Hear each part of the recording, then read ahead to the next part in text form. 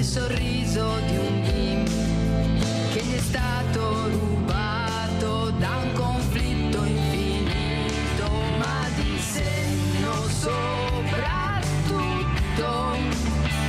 Bella luna, sei piena, che ognuno di noi ha perso e giammai si dispera. Ho sfiorato la fame che divora come tale i progetti pensati senza mai realizzare, e la ricerca costante di un cavaliere già errante che fantasmi rincorre nel palazzo di Atlante. Piero si erge il coraggio di chi ha lottato per anni, con lo sguardo ormai perso in un mare di dubbi, ma di senno soprattutto.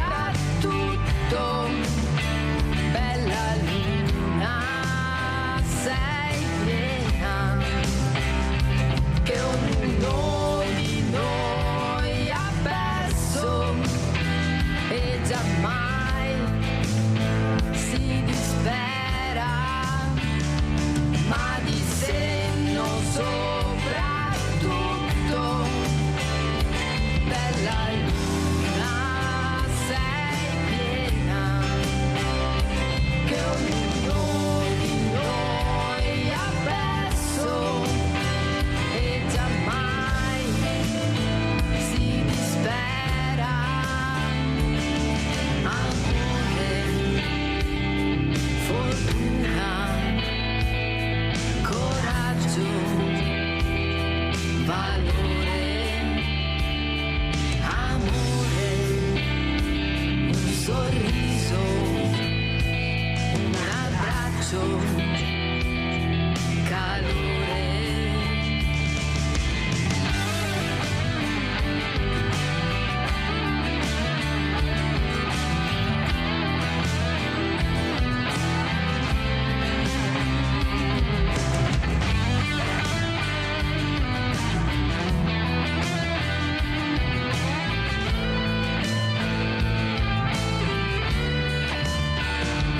Ma di senno soprattutto. Bella luna, sei piena, che ognuno di noi ha perso e ora sai si dispera, ma di senno soprattutto. Soprattutto questa mattina di avere tanti ospiti in studio, voi ne vedrete una parte, ma un po' alla volta li vedremo tutti, perché sono venuti a trovarci i ragazzi dell'associazione Disabili Breda, Carbonera, Macerata con Paolo Gianese. Ciao Paolo, Buongiorno grazie a tutti. di essere qui. Grazie. Abbiamo anche la mamma, abbiamo Fiorenza Carma, assieme a, aspetta un po', chi sei? Valentino. C'è anche Valentino questa mattina. Allora, intanto presentiamo questa associazione perché sono anche accompagnati, oltretutto, da altre mamme. Noi abbiamo Nadia Mosole, abbiamo anche una Anna Maria Tronchin, abbiamo tante persone assieme a Viviana, Giulia, insomma tantissimi siamo. Perché? Perché è giusto anche sentire e dare la parola a queste persone che hanno voglia di rimanere. C'è Viviana che non riesce più a star ferma con la mamma che va su e giù, perché loro sono così, loro hanno bisogno di sentirsi vivi e di muoversi. Allora Paolo, cos'è questa associazione che faccio anche vedere così Mattia inquadra bene? Eccola qua. Quando è nata e cosa fate? Vai Paolo. Ok, allora, questa associazione ha quasi 50 anni di storia, è nata per volere delle famiglie del territorio e cosa facciamo? Siamo sollievo alle famiglie nei weekend, portiamo i ragazzi, tipo in questo caso Valentino, o Giulia o Viviana, uscite giornaliere o weekend fuori porta, proprio da staccarli dall'ambito sia delle comunità che familiare. Allora, io vedo dei nomi molto belli: condividere, sostenere, partecipare, migliorare, esserci. Iniziamo proprio con condividere, Paolo. Cos'è la parola condividere con questi ragazzi? Allora, per me condividere è condividere un'emozione, benché magari le uscite non facciamo chissà cosa, cioè, cose molto importanti, magari una sola camminata. Come facciamo noi? Esatto, La ma vedere quotidianità. il loro sorriso, il loro voglia di uscire, il ridere e scherzare è una cosa bellissima secondo me.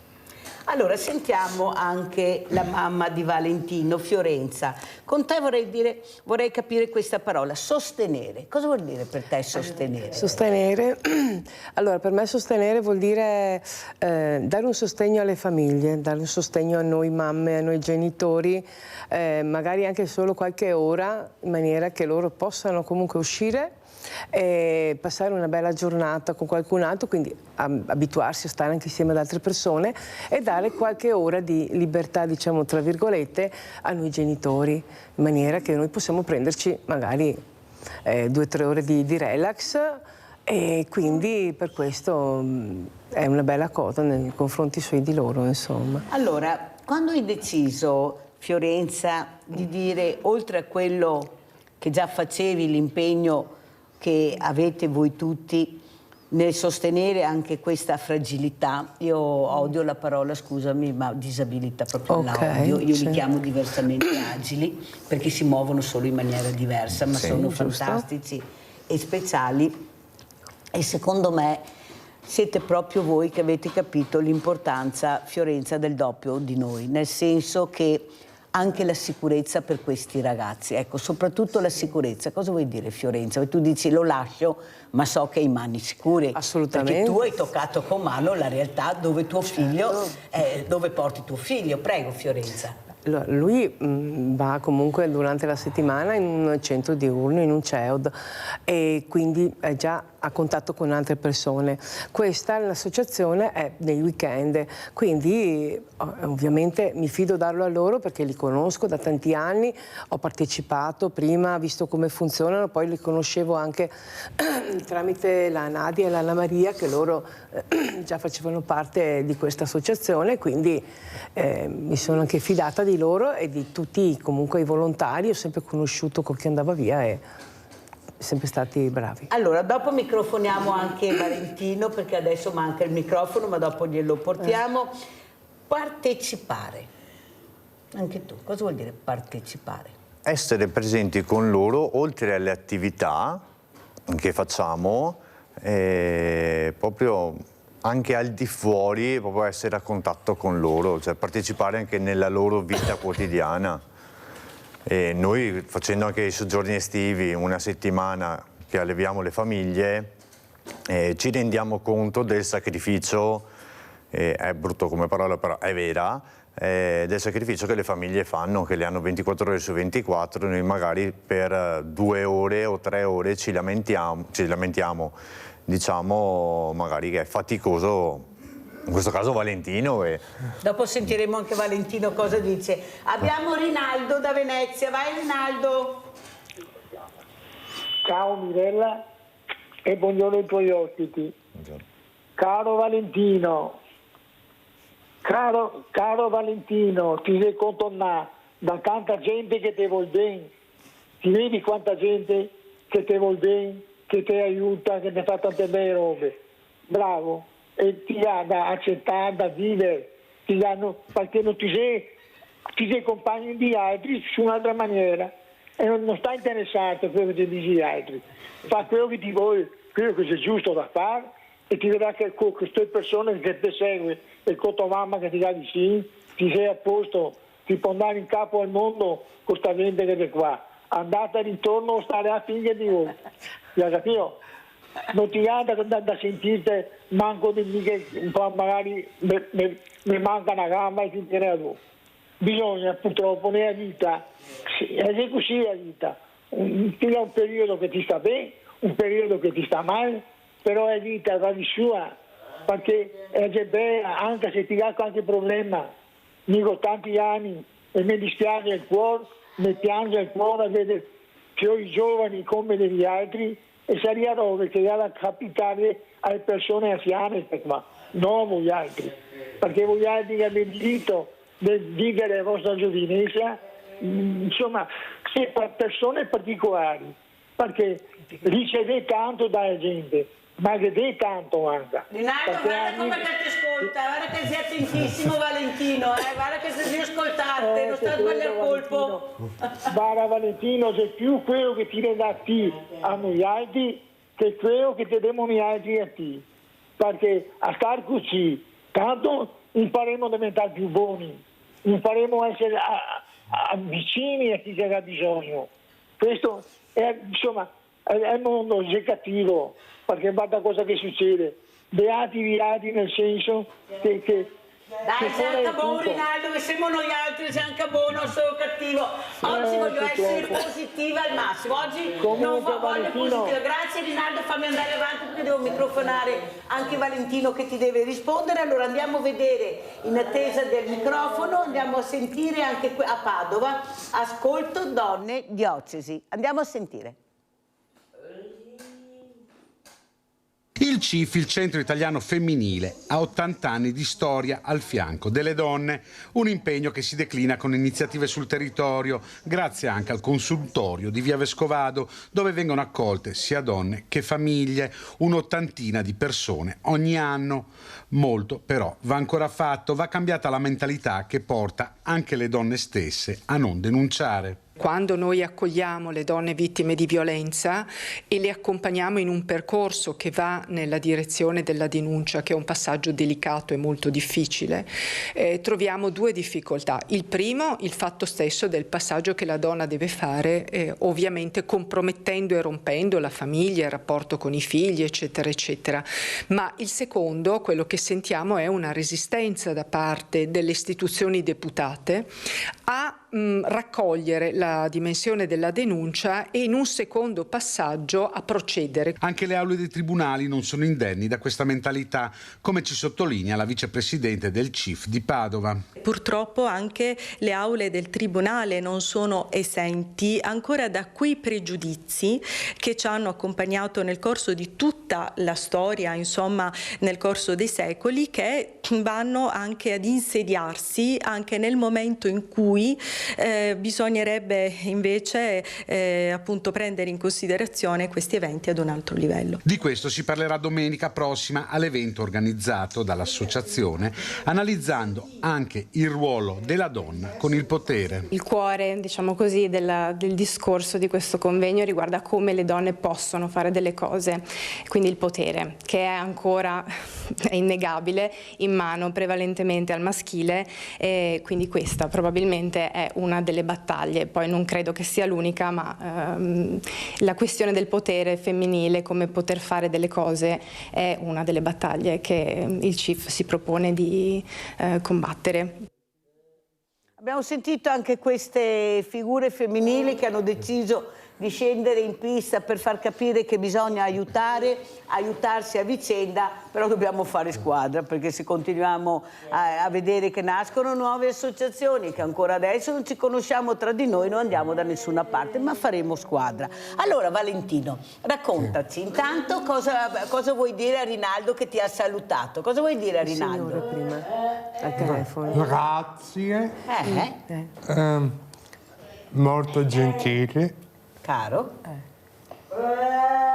Cos'altro? Belle parole. Mamma, non suggerire. Stai buona, mammina? Fiorenza, stai buona. Vai, Valentino. Belle parole. E vediamo cosa vuoi sapere tu. Allora, intanto voglio sapere come vivi questa giornata. Sei contento di essere qui a Sveglia Veneti? Sì, sono contento.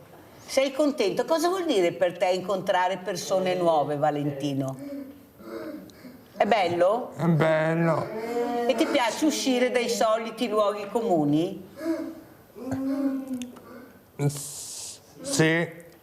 È bello uscire, incontrare persone nuove? Sì. Scambiare qualche parola con qualcuno che non conosci? Sì. Cos'è la cosa che ti piace di più fare, Valentino? non so, suonare, cantare, ballare, scrivere? Cos'è che ti piace di più? Vedere le partite. Ah dai! Sì. Per che squadra tifi? Juve. Ah, l'avrei giurato, guarda, perché ormai è un leitmotiv, il Juve. E il giocatore che ti piace di più qual è? Non gioca più. Ah, non gioca più, chi era? Del Piero. Ah, lui era un fan di Del Piero.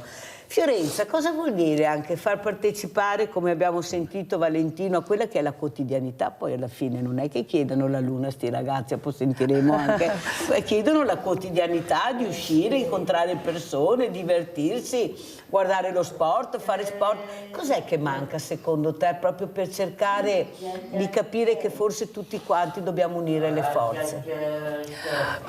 Allora, io sono una mamma che sinceramente gli faccio fare tante cose, perché lui fa anche karate, quindi il sabato mattina partecipa, c'è un'associazione di parakarate, lui fa tante uscite, poi noi andiamo spesso fuori, va bene, a lui piace vedere tanto lo sport, quindi qualsiasi sport, dal calcio in primis, ma poi c'è anche il tennis, la pallavolo, là dipende un attimo, perché io già come mamma a me piace fare delle cose, quindi trasmetto a lui anche questa cosa. Può darsi che in alcuni famiglie ci sia bisogno di avere un'associazione per questo tipo di aiuto, ok? Perché a me va bene qualche volta, però facciamo già noi tante cose. Capisco che in alcune famiglie c'è bisogno di aiuto, ci sono dei genitori magari un po' più anziani che hanno bisogno che ci siano delle associazioni, dei volontari che possano dare un po' di sollievo e magari solo portare fuori questi ragazzi a prendere un gelato o magari a fare una semplice colazione, queste cose. Allora il problema è, Fiorenza, che io ho avuto anche un papà con la figlia come tu e sono venuti qua e lui ha detto si fa ancora far fatica a fare la quotidianità a questi ragazzi. Io mi ricordo che tempo fa sono stato mandato via da una pizzeria perché crea fastidio, disturbava, ha detto lui, mia figlia disturbava e non mi è capitato ancora una volta solo. E io invece cerco di far vedere e capire a mia figlia che la quotidianità la può avere. Non è che forse culturalmente non siamo ancora preparati, Fiorenza, poi lo chiedo anche a Paolo, perché abbiamo sempre etichettato questi ragazzi con dei nomi che ancora adesso continuiamo a capire, a far fatica di capire che forse dobbiamo chiamarli per nome e basta. Chiuso? Sì, allora, devo essere sincera, a me non è mai successo. Mai successo e ho sempre cercato di... ovviamente quando che vado in posti pubblici avviso prima che c'è una carrozzina, queste cose, insomma. Non mi è mai capitato. C'è ancora qualcuno comunque che posso dire tra parentesi danno fastidio oppure non si sedono da vicino. A Cortina quel caso che ha dovuto cambiare perché sì, ma non è che magari non ce lo dicono. Purtroppo ci sono delle persone ancora così, quindi io sono stata fortunata che fino adesso non mi è successo. Paolo, tu cosa vuoi dire? Questa cultura che dobbiamo cambiare anche un po' tutti quanti noi, diciamo la verità. Beh, diciamo che forse adesso i ragazzi continuano a ritornare dentro casa come era una volta, venire un po' nascosti probabilmente per colpa nostra, perché noi abbiamo paura di avvicinarci, dargli un saluto, a parte Valentino che parla che con i sassi, però... Bravo Valentino! Ma per il resto, vedo anche tanti miei amici che gli parli della disabilità, sembra una cosa del 3000, cioè una cosa fuori dal mondo. E invece è una cosa che c'è sempre stata, una cosa attuale e che dove possiamo aiutarli. Vedi Paolo, io quella volta, poi sentiremo anche mamma Anna Maria e anche l'altra mamma, quando siamo andati via a fare quella gita a Venezia con la motonave, sentite perché lei c'era, poi sentiremo anche lei e la mamma e lei sta cercando di farvi capire che c'è. Io ho avuto dei genitori che non hanno voluto mandare i loro figli quel giorno perché c'erano le telecamere che li riprendevano e perciò non mi hanno firmato le liberatorie. Allora io a questi genitori, poi vorrei sentire anche le altre mamme, direi che i primi a discriminare questi ragazzi sono loro. I genitori. Perché se avessi portato in gita il ragazzo così per loro normale, penso che loro non avrebbero fatto nessuna distinzione. E la parola che qualcuno mi ha detto è che non vogliono essere strumentalizzati. Fiorenza, cosa vuoi dire a questi genitori? Allora, in questi casi non sono d'accordo con loro perché parte già da loro, mi dispiace dire, parte già da loro, comunque posso dire, rinchiudere il proprio figlio e non farlo conoscere, perché non sono tutti che non li accettano, non è strumentalizzare, far vedere che anche i propri figli possono andare in qualche posto, possono fare queste gite e secondo me io non ho problemi a fare in modo che lui venga comunque fotografato o filmato, perché è bello anche per i ragazzi, loro si sentono importanti e quindi mi dispiace per questi genitori che non capiscono, però... Sai qual è anche cosa penso io, Fiorenza? Che stanno facendo del male a questi ragazzi, perché loro non possono difendersi, perché se non hanno l'autorizzazione dei genitori da soli non riescono magari a fare quello che avrebbero anche, come dice Valentino, piacere di fare. Ma soprattutto perché non facciamo passi in avanti. Come dice Paolo, stiamo tornando indietro. Paolo, invece di fare passi in avanti. Prego, Paolo. No, come ti ho detto sì, prima, cioè, da come sto vedendo anche dai miei amici, parlare della disabilità è una cosa fuori dal comune, cioè, o avvicinarsi, un saluto, come ti dicevo prima, è una cosa... Normale. Normale, sì, normale. La quotidianità anormale. Che dovrebbe essere, esatto. Che invece diventa qualcosa di diverso. Valentino, vuoi dire qualcosa? Visto che parli anche con i sassi, dimmi cosa vuoi dire questa mattina, poi lasciamo lo spazio agli altri tuoi amici. Di solito parla di più. Voglio dire che è stato bello invitarmi qui. Stasera sai che ti vedi anche o domani nel cellulare, perciò guarda la trasmissione. Lo sanno tutti. Ah, lo sanno tutti? Sì, faccio parte dell'AIS di Paderno. Tu conosci il presidente? Chi è?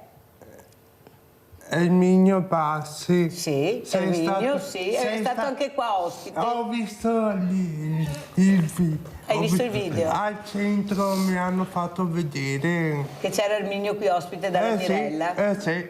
Ecco, perciò vorrai tornare ancora a trovare la Mirella qui a Sveglia Veneti? Sì. Ascolta, allora facciamo i saluti. Allora, chi vuoi salutare questa mattina, Valentino? Tutti quelli che mi conoscono. Sì. È l'AIS di Paderno, tutti e 5 le sedi.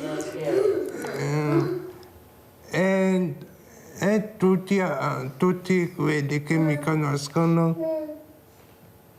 E a tua mamma cosa vuoi dire? Cosa vuoi dire a questa mamma che cerca di accontentarti, di farti proprio vivere la quotidianità che tu vuoi? Cosa vuoi dire a questa mamma? Che è la tua mamma, a mamma Fiorenza. Non sono io tua mamma, è lei tua mamma. L'ha capito lui, ma sta pensando cosa dire a questa mamma. A volte chiede suggerimenti. Vai Valentino, senza suggerimenti stamattina, Valentino. Che è una brava mamma. È una brava mamma, tesoro. Capito? Vedete che si emoziona Valentino, sua mamma non ne parliamo, però sono cose che vedi Fiorenza, quanto è importante anche questi incontri che facciamo, per farvi capire che questi ragazzi capiscono l'amore che voi date ai vostri figli. Sentire Valentino dire cosa vuoi dire alla mamma che è una brava mamma e Valentino si emoziona, grazie tesoro, è bello sai piangere delle volte, far scendere le lacrime, perché sono lacrime di gioia, sono lacrime belle Fiorenza, perciò non aver problemi di queste lacrime, ma soprattutto far capire quanto amore hanno bisogno questi ragazzi e quando tu lo dai loro lo sentono. Perciò io Valentino ti ringrazio veramente per quello che hai detto, però scusa, e a Paolo cosa diciamo? No, dimmi qualcosa a Paolo. Io prima dai, gli ho detto, dai. se ti chiede di me, parla male. Allora dai Valentino, E allora là era tutto casato. Valentino, sentiamo cosa vuoi dire a Paolo. C'è c'è una cosa che devo dire, che tra di noi ci chiamiamo in modo un po' diverso. Sì. Perché una operatrice della nostra famiglia chiamava i suoi figli Ginetti e siamo stati, io e un po' di gente è stato chiamato Ginetti da parte mia. Paolo, cosa aggiungi a quello che ha detto Valentino? No, ha pienamente ragione, cioè tra di noi scherzando, adesso mi viene in mente per esempio mia mamma che fa parte dell'associazione, la chiama Contessa. Ah, ecco. Sì. Per cui ci troviamo dei soprannomi simpatici da prenderci in giro e basta. Io volgarmente, non so se in televisione si può dire, ma lo chiamo Pisson. Perché tante volte va in bagno e allora lo prendo in giro per questa cosa qua, ma... Però Valentino ha capito che è un nome per scherzo, Ma cioè sì, è sì, una sì, cosa sì. anche per scherzare, perché nella vita è bello anche scherzare, se no cosa facciamo? Mamma, e tu cosa vuoi dire invece a tuo figlio Valentino? Lui ti ha detto, adesso voglio sentire cosa vuoi dire a Valentino. Cosa voglio dire? Beh, lui lo sa perché noi ci parliamo tanto, insomma. Bello. Lui riempie tanto le mie giornate, la mia vita. E quando per esempio va via in gita, devo essere sincera, si sente la mancanza. Ti manca? Assolutamente sì. Quindi certo. alcune volte non so cosa fare perché tu porca miseria. Cioè, mi manca. Ascolta Fiorenza, lo so che è una domanda imbarazzante, ma la faccio anche ad altre mamme, ad altri genitori. Quando hai capito che Valentino avrebbe avuto dei problemi di accompagnamento nel suo percorso, come hai reagito? Mi sono tirata sulle maniche. Subito. Si fa un piantino, diciamo, ok, però poi via, niente da fare, si parte alla grande. Lui ha anche un altro fratello più grande, quindi comunque avevo uno e l'altro, gestito tutto. Cioè, noi mamme tiriamo fuori la forza, sì, almeno... Perché hai detto noi mamme? Aspetta, io ieri ho detto che noi siamo più bravi degli uomini e li ho messi dentro tutti, chissà a casa cosa mi diranno. Va bene. Nel senso che si parlava di gente che dorme per strada e si parlava che bisogna anche reagire. Allora io una telefonata che mi è arrivata ho detto, io vedo pochissime barbone per strada, donne, vedo più tanti uomini. Perché questo, Fiorenza? Lo dico anche a Paolo. Perché noi ci rimbocchiamo le maniche subito, come ha detto Fiorenza. Cioè, prima di toccare proprio il fondo, noi ce la mettiamo tutta. Assolutamente, assolutamente. Voi invece, forse è la natura, per d'altra parte siamo noi che vi creiamo, perché sennò il mondo non ci sarebbe, a mio avviso. Sono proprio convinta di questo. Avete il problema di superare l'ostacolo.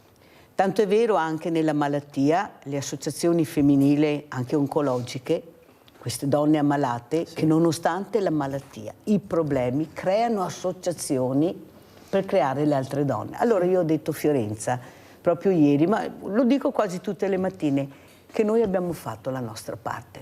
Parliamo anche di femminicidi, sì, ok. Parliamo di tutto. Sì. Adesso siete voi che dovete andare in prima linea, perché noi è da anni che siamo in prima linea e siete voi che dovete parlare a questi uomini violenti, a questi uomini che voi conoscete, che basta delle volte anche vedere lo sguardo, l'atteggiamento. Non siamo noi che dobbiamo fermare questi uomini, siete voi che dovete fermarli adesso, perché noi fin là possiamo arrivare, poi più avanti non possiamo andare. Fiorenza, sei d'accordo con Mirella? Sì, in quel caso là sì, adesso uomo deve parlare con uomo, sono d'accordo con questo. Poi se mettiamo nel caso di Paolo, lui fa tantissimo, ok? Sì, perché io parlo sempre in generale, cioè la bilancia non quadra. Purtroppo no, poi c'è qualcuno che si salva, Sì, in per mezzo, carità, ci niente da dire mancherebbe. come da noi, c'è qualcuna che pecca. Esatto. Però sì, abbiamo bisogno che adesso loro siano più in prima linea. Paolo? Lo so. Concordo pienamente, alcuni femminicidi non li capisco, Cioè, dico, se non c'è più una storia o qualcosa, basta, cioè, chiudi, la vita continua, come avete detto giustamente, rimboccati le maniche, come facciamo noi alla fine con loro, dove possiamo, ci rimbocchiamo le maniche, cerchiamo di aiutarli, cerchiamo di andare in aiuto alle famiglie, però bisogna tirarsi sulle maniche e andare avanti. Perché in effetti noi vediamo anche in questi giorni, cioè non è neanche la morte in sé che vediamo, è l'aggressività, la violenza, non 2 coltellate, 20, 30, 40, deturpate, sfigurate. Ecco, io penso che dobbiamo fare squadra, ecco, qua però adesso dovete anche essere molti più di quelli che siete voi, perché i bravi è logico che ci sono, ci mancherebbe anche che non ci fossero, sarebbe veramente un bel problema, però sono convinta che in questo momento abbiamo bisogno tantissimo che questi uomini fermino gli altri uomini, perché l'aggressività si sa, ecco, sentivo che litigavano, allora se senti cerca anche di capire che non si deve sentire questa violenza e questa aggressività. Allora io intanto saluto questi ospiti e andiamo in pubblicità.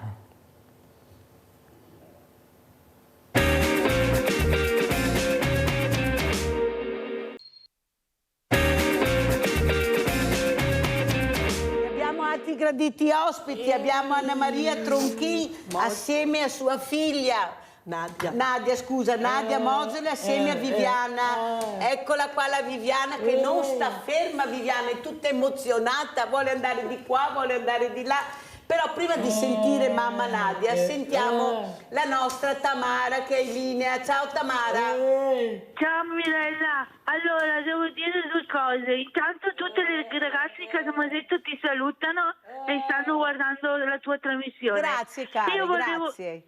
Volevo dire una cosa, io Paolo lo conosco perché ho fatto un corso di teatro tanti anni fa ed è una brava persona e veramente si merita tutte queste cose che fa per tutti i ragazzi e anche vedo che lui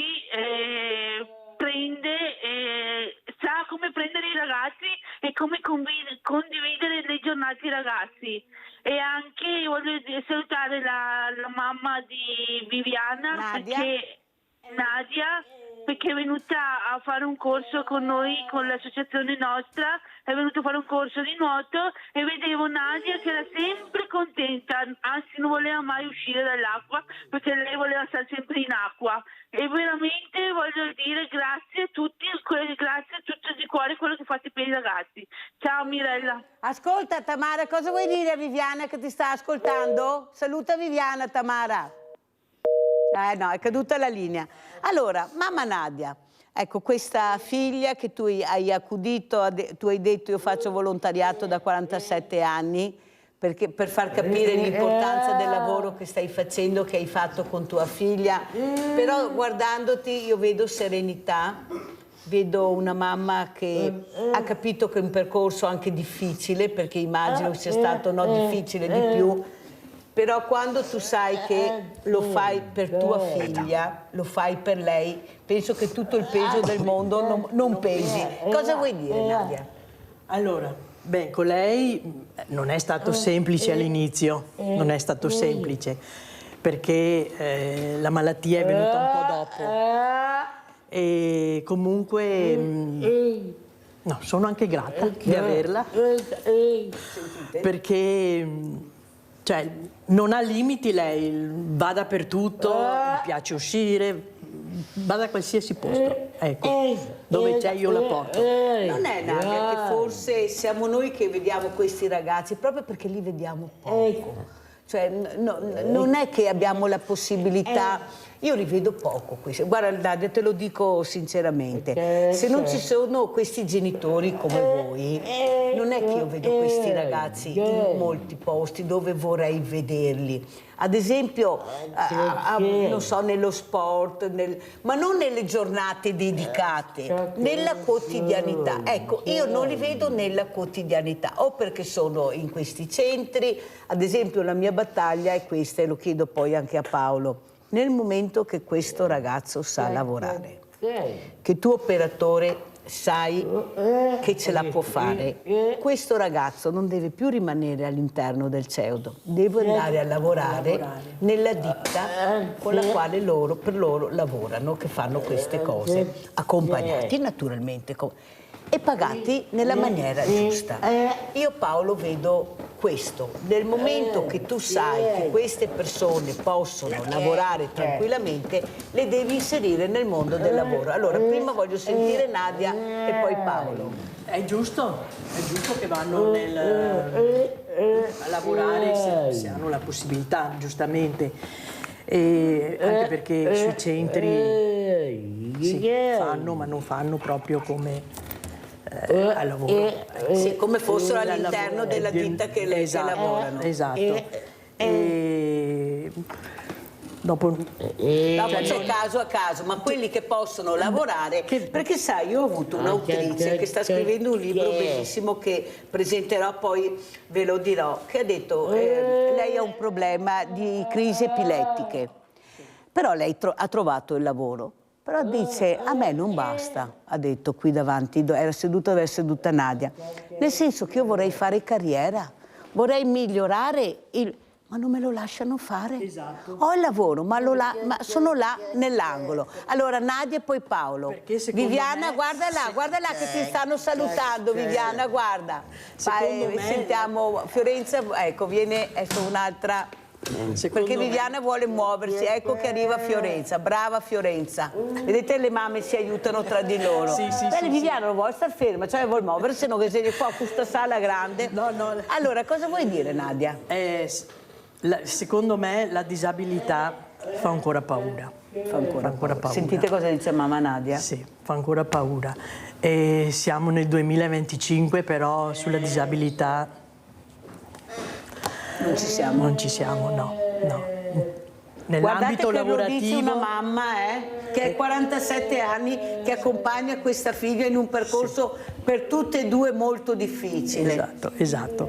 Cos'è che ti preoccupa di più, Nadia? Un domani che io non ci sono più. Sempre là siamo. Sì. Cioè non vedi? No, non c'è, anche nelle istituzioni non c'è niente. Per noi, ad esempio per Viviana, che fa parte di una disabilità grave, non c'è dove un domani posso mandarla.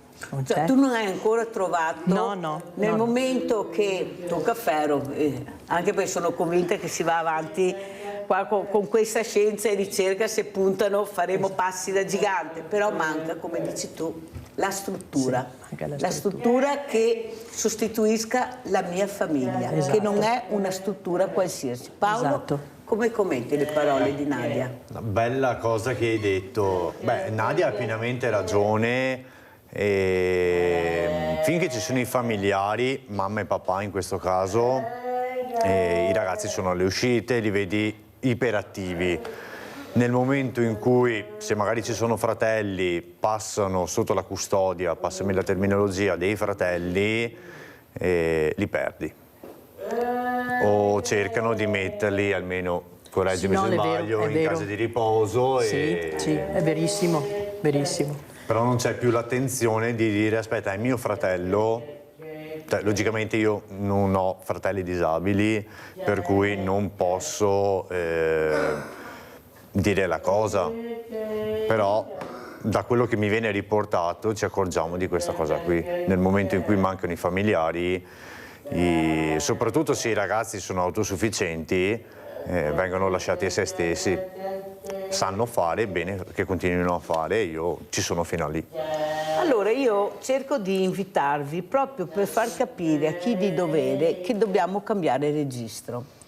Nel senso, ho paura che ci sia, e l'ho detto più di qualche volta, qualcuno dirà ma cosa sta dicendo la Mirella, un business in queste cose, che invece di aiutare, vedo che Nadia dice ha ragione Mirella, invece di aiutare la persona si fanno altre cose, si va da un'altra parte. Io ho avuto mamma Michela, che adesso faranno anche un film su questa tragedia che ha colpito questa donna, dove il marito da giovane a 35 anni ha iniziato a ammalarsi di Alzheimer. con 2 bambini piccoli, uno è diventato anche alfiere della Repubblica proprio per l'aiuto che dava a mamma e al suo papà, dove Michela diceva una cosa: io non posso andare a trovare mio marito con i miei figli in un centro anziani, in una RSA, perché i miei figli mi dicono: ma perché papà è qua, mamma, assieme a tante persone diversamente giovani come li chiama Mirella? Cioè, a mio avviso mancano queste strutture adeguate, adatte per accogliere queste persone, ognuno col loro problema. Esatto. Cosa dici, Nadia? Verissimo, verissimo, perché ad esempio la disabilità va su una struttura, Alzheimer va su un'altra e le case di riposo non sono adeguate. Non per sono loro. attrezzate No. per il cambiamento epocale che sta avvenendo. Esatto, no. Perché se mandi un ragazzo disabile in un RSA non ha tanta vita. Secondo me è brutto dire così. No, ma ho capito quello che vuoi dire. Non ha futuro. No. È questo. Senti Nadia, se tu avessi di fronte la Presidente Meloni, lo cito sempre perché lei dice una frase molto importante: io sono Giorgia, sono una di voi. Questa frase mi è rimasta molto impresso. Cosa diresti a Giorgia Meloni mamma, perché Giorgia è mamma, sì. E soprattutto può cambiare anche le regole del gioco, se vuole. Esatto. Allora, guarda le telecamere, rivolgiti a Giorgia Meloni che questo video arriverà. Vai. Cara Giorgia, dunque, vorrei, se sempre possibile, per i nostri ragazzi avere le strutture, soprattutto, e dopo un occhio di riguardo anche ai nostri ragazzi, come fossero, quando che noi non ci siamo più, come fossero accuditi da genitori, da mamme, da papà, perché ad esempio anch'io a casa ho mio marito che gli vuole un bene dell'anima a mia figlia, è sempre presente, non ha mai... E poi direi anche va bene, sempre loro ci danno una mano, ci finanziano, per carità, però a volte invece di sperperare i soldi Impiegarli per aiutare. Allora stai Viviana, stai là che adesso la mamma viene via con te perché entra un'altra mamma Anna Maria che mi sta guardando, come dire adesso Mirella, ma è una bellissima mamma anche Anna Maria, e Mirella non può non far salutare Anna Maria, perciò grazie Nadia, Grazie mandiamo un servizio, mandiamo un altro servizio, andiamo a vedere invece questa ripresa Bullo elementari, poi vorrei sentire Paolo cosa ne pensa. Andiamo a vedere il servizio. Sono rimasti a casa i piccoli alunni di una scuola elementare di Conegliano, protetti dai genitori, lontano dalla paura e dalle vessazioni di un compagno di classe. Una vicenda che sta facendo discutere. Le famiglie hanno parlato più volte con le istituzioni preposte, ma non hanno ottenuto risposte adeguate né soluzione ad un problema che ormai ha esasperato gli animi di tutti. L'altra mattina una manifestazione davanti alla scuola per dire no alla violenza e al bullismo. In queste ore i genitori hanno incontrato il sindaco di Conegliano. Gli ho detto che la prossima settimana ci troveremo insieme a tutti i protagonisti e gli attori di questa vicenda, perché il disagio di genitori che comunque arrivano a protestare davanti a una scuola non è da sottovalutare. So che il tema è l'attenzione della dirigente scolastica, dei servizi sociali, dell'ULSS e di tutti coloro che la stanno seguendo con molta attenzione. Vertice dunque in municipio la prossima settimana con l'obiettivo di trovare una soluzione definitiva. Ma adesso vedremo con la dirigente scolastica quali sono i passi da seguire. Io non ne faccio una questione di un ragazzo o di una un altro, vanno tutelati tutti, a tutti va permesso di seguire il proprio iter scolastico, però nel rispetto di tutti, e questa deve essere la prima cosa che ci deve guidare in questa vicenda.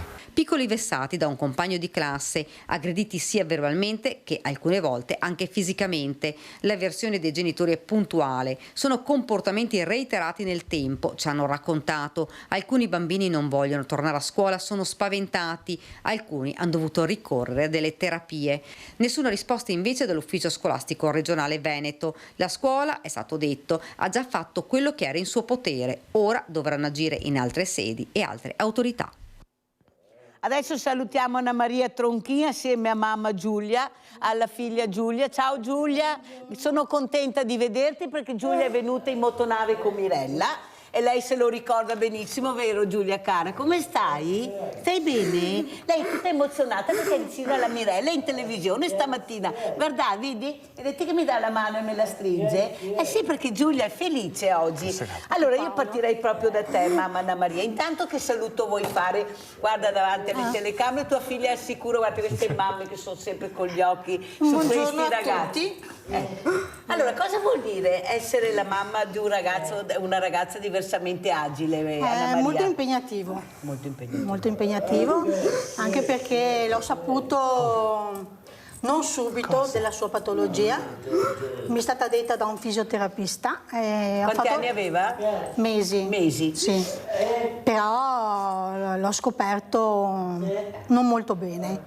Ho fatto la strada Treviso-Macerata non vedendo niente. È stato un trauma in quel momento. Sì. E dopo cosa hai pensato, Anna Maria? Cosa hai deciso di fare? Dopo si rimbocca le maniche e si vive alla giornata, giorno per giorno. Hai mai pensato di allontanare tua figlia dalla tua casa? Assolutamente no. Assolutamente no. Guai. Guai, non esiste guarda Viviana, cara. Paolo, questi genitori come li vedi? Tu che ne vedi tantissimi, con l'amore che hanno, la dedizione e soprattutto la pazienza di ascoltare questi ragazzi che non hanno altri genitori, come avete visto. Ecco, questo ragazzo che tiene scacco matto nella scuola, genitori, ragazzi. Cioè io non so cosa vuoi dire, Paolo. No, beh, sono bravissimi. In questo caso, parlando di Giulia, su alcune cose, magari Giulia vuole esprimersi, noi non la capiamo, guarda un attimo sua mamma e Anna Maria ci dice subito cosa Giulia vuole intendere. Esatto, ci fa da tramite, da traduttore. Delle volte faccio fatica anch'io. Perché non vivendo con lei, che ogni tanto cosa vuole dire? Ma lei è emozionata, è felice di essere qua. Lei è felice di essere qua, cara. La mattina si è svegliata alle 3. Dai, Giulia, alle 3 ti sei svegliata stamattina per venire dalla Mirella. Alle 3, caro il mio amore bello. Con me, sì. Guardatela. No, lei soprattutto si emoziona tantissimo anche nelle uscite, magari dobbiamo partire, faccio un esempio, partiamo alle 8, lei già alle 5 è già sveglia perché deve svegliare sua mamma, guarda che devi farmi la doccia, tutto quello che ci sta dietro per essere pronta ad andare via perché ha paura di perdere Paolo Nazareno, uno dei due che di solito andiamo a prenderli. Poi ho una memoria di ferro. Si ricorda tutto. Vedi? Anche i nomi che io proprio faccio fatica a ricordarli.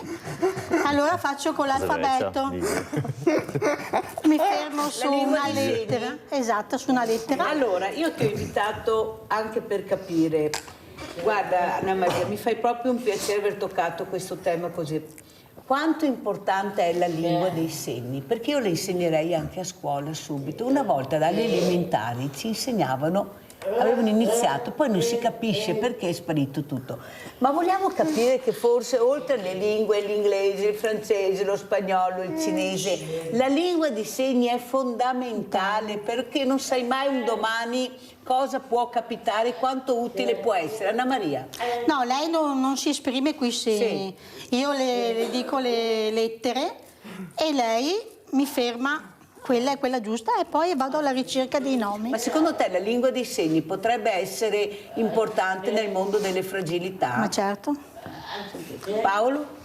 Guarda, stavo pensando a una nuova utente che è entrata un paio di mesi fa che è sordomuta e noi non siamo preparati. Probabilmente la lingua dei segni ci aiuterebbe, la aiuterebbe a a parlarsi, a capirci uno con l'altro, esatto, a comunicare. Perché anche noi facciamo fatica. Io e la Nadia un giorno in pulmino abbiamo fatto molta fatica a capirla. Non è semplice, mentre la lingua dei segni aiuterebbe Esatto. la comunicazione. Ma pensate, sentite perché io invito queste persone, perché spero sempre che qualcuno della politica faccia un passo in avanti, perché nella stanza dei bottoni ci sono loro che decideranno il futuro anche di questi ragazzi, è inutile che ce la giriamo, ecco, sono loro che decideranno se mamma Anna Maria, mamma Nadia, mamma Fiorenza potranno stare tranquilli in un futuro o se dovranno ancora rimboccarsi sempre le maniche sperando che qualcosa cambi. Cos'è che ti preoccupa di più, Anna Maria, in questo momento? Perché abbiamo sentito il domani. Anche te, eccola là. Perché non c'è un punto proprio di domanda, non si sa quale sarà il loro futuro senza di noi, perché anche lei ha un fratello gemello, però sì, non sa ancora adesso a gestire sua sorella, quindi faccio fatica io, che è da anni che ormai ci conosciamo, per cui... loro tra fratelli scherzano, ma arrivano fino a là. Lui Poi non sa arriva la gestirla, mamma, poi arriva la non mamma, sa sì, gestirla. E la mamma riesce a gestire, Sì. senza tanti titoli di studio, non serve. senza tanti stage, Esatto. senza tanta, avete capito cosa riesce a fare il cuore di una mamma? Ecco, la mamma che da sola diventa operatrice. Tutto. Fa tutto. Anzi, delle volte andrei sui centri a insegnare alle OS come si fa. Sentite. Perché Guardate delle che volte importante. vengono proprio buttate là. Allora, io sono veramente contenta di avervi avuto ospiti questa mattina, anche perché cerco di lanciare il sasso, speriamo che qualcuno lo raccolga e capisca che bisogna agire. Ecco, loro hanno diritto di avere delle risposte concrete, forse se qualcuno ha deciso ce la si può fare, possiamo farcela, perché questi ragazzi e questi genitori, dopo percorsi terribili, lunghissimi e molto impegnativi, hanno diritto di sapere cosa sarà il dopo di loro. Perciò io ringrazio tutte queste mamme, ringrazio queste meravigliose ragazze, ringrazio Paolo Gianese di essere stati con noi e speriamo che qualcuno si decida, oltre a parlare, di agire, perché è quello che abbiamo bisogno. Grazie, grazie, pubblicità.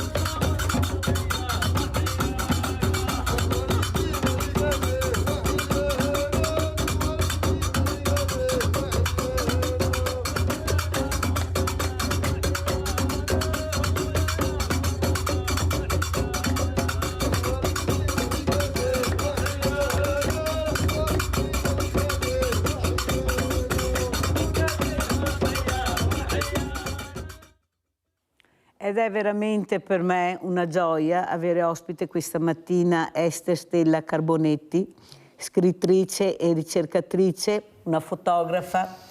Non a caso abbiamo mandato questo video che lei spiegherà, ma penso che non servono molte parole per capire queste urla, questi nomi, nella bellezza più totale.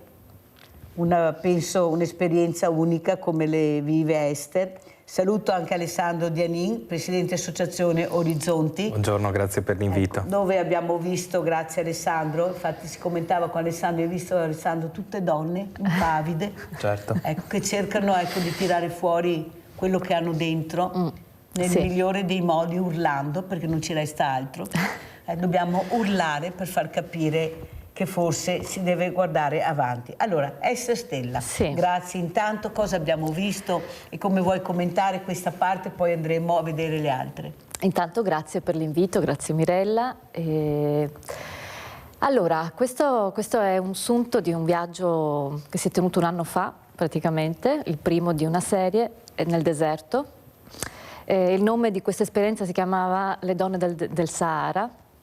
Eravamo nel Sahara del Marocco e quell'urlo lanciato sulla duna in realtà era un voler annunciare, dichiarare il proprio diritto di esistere come donna, e come Ester, come Luana, come Fiorenza, perché io mi occupo, diciamo così, da molti anni di ricontatto con la nostra essenza, con la nostra verità, che è coperta da tutti i condizionamenti, tutte le maschere, i ruoli che le etichette che ci diamo e che ci facciamo dare. E in questo mondo di etichette perdiamo proprio la connessione con quello che è veramente per noi importante. Nel deserto si lasciano andare un sacco di cose, si va con l'essenziale, perché appunto oggettivamente basta poco, serve poco e poco si può portare. Solo l'essenziale, ed è interessante perché qualche giorno fa una delle partecipanti di un'esperienza mi ha scritto un feedback del suo viaggio e mi ha detto: sai che l'essenziale è diverso per ognuno di noi, perché in effetti quando io ogni volta do indicazioni su cosa è necessario portare, no? Però effettivamente nel bagaglio, ed è simbolico ovviamente, nel bagaglio di ognuno può essere essenziale qualcosa che per me non lo è, per esempio, no? Quindi anche lì vedere quanto ci portiamo dietro di cose inutili che ci appesantiscono, che non sono necessarie per la nostra serenità interiore, e quante cose invece si impara a lasciare andare nel deserto. Nel deserto perché? Perché chiaramente lì ci sei tu, senti tantissimo la connessione con te stessa, con il gruppo, ma anche con l'universo, perché ti trovi su queste dune, questi paesaggi molto particolari, e le stellate notturne, che voglio dire non sono da meno. Là riesci a vedere le stelle. Sì, allora la cosa più interessante per me è che è un'esperienza che si fa camminando, quindi si cammina, sono 3 notti e 4 giorni nel deserto, e si cammina per arrivare su quella duna lì, che è una duna sacra per quella zona del Sahara. E camminando a un certo punto ti accorgi di tutto il movimento della mente, dei pensieri, delle preoccupazioni, di cosa penseranno gli altri, di cosa faccio quando torno a casa, quello che hai lasciato a casa, di tutto quello che è il tuo mondo, no? A cui noi in realtà nella quotidianità non ci rendiamo conto, che siamo totalmente, costantemente nella mente, e quando sei lì a un certo punto ti accorgi che c'è questo flusso di pensieri che sono inutili in quel momento lì, nel senso che in quel momento tu sei lì, ti devi occupare solo di camminare, di ascoltare il corpo, quindi di capire quando hai sete, di darti quello che ti serve, di chiedere anche la pausa se senti bisogno di fermarti. Quindi è darsi il diritto di ascoltarsi e anche di accorgerti di quante cose inutili, quindi quante zavorre mentali ci portiamo. Sì. Sentiamo Alessandro Dianin, ecco, presidente Associazioni Orizzonti, poi vedremo anche le foto. Ecco, come commenti quello che ha detto Ester Stella Carbonetti? Mi ha colpito il passaggio in cui raccontava di i pensieri che in qualche modo vengono lasciati a casa in un'esperienza come questa. Io sono una persona che di solito cerca molto il contatto con la natura incontaminata, E immagino che questa sia stata un'esperienza totalmente immersiva, più probabilmente di tutte quelle che ho avuto modo di fare io. Ed è bello questo passaggio, perché effettivamente noi viviamo in una società molto frenetica, soprattutto chi abita nelle città, va a lavorare spesso magari nelle zone industriali, si sveglia presto la mattina da pensare alla famiglia, da pensare al lavoro e quant'altro. E invece queste esperienze permettono di non avere modo di agire sulla propria quotidianità, immagino, per cui devono essere veramente qualcosa di unico e che farebbe bene a molte persone.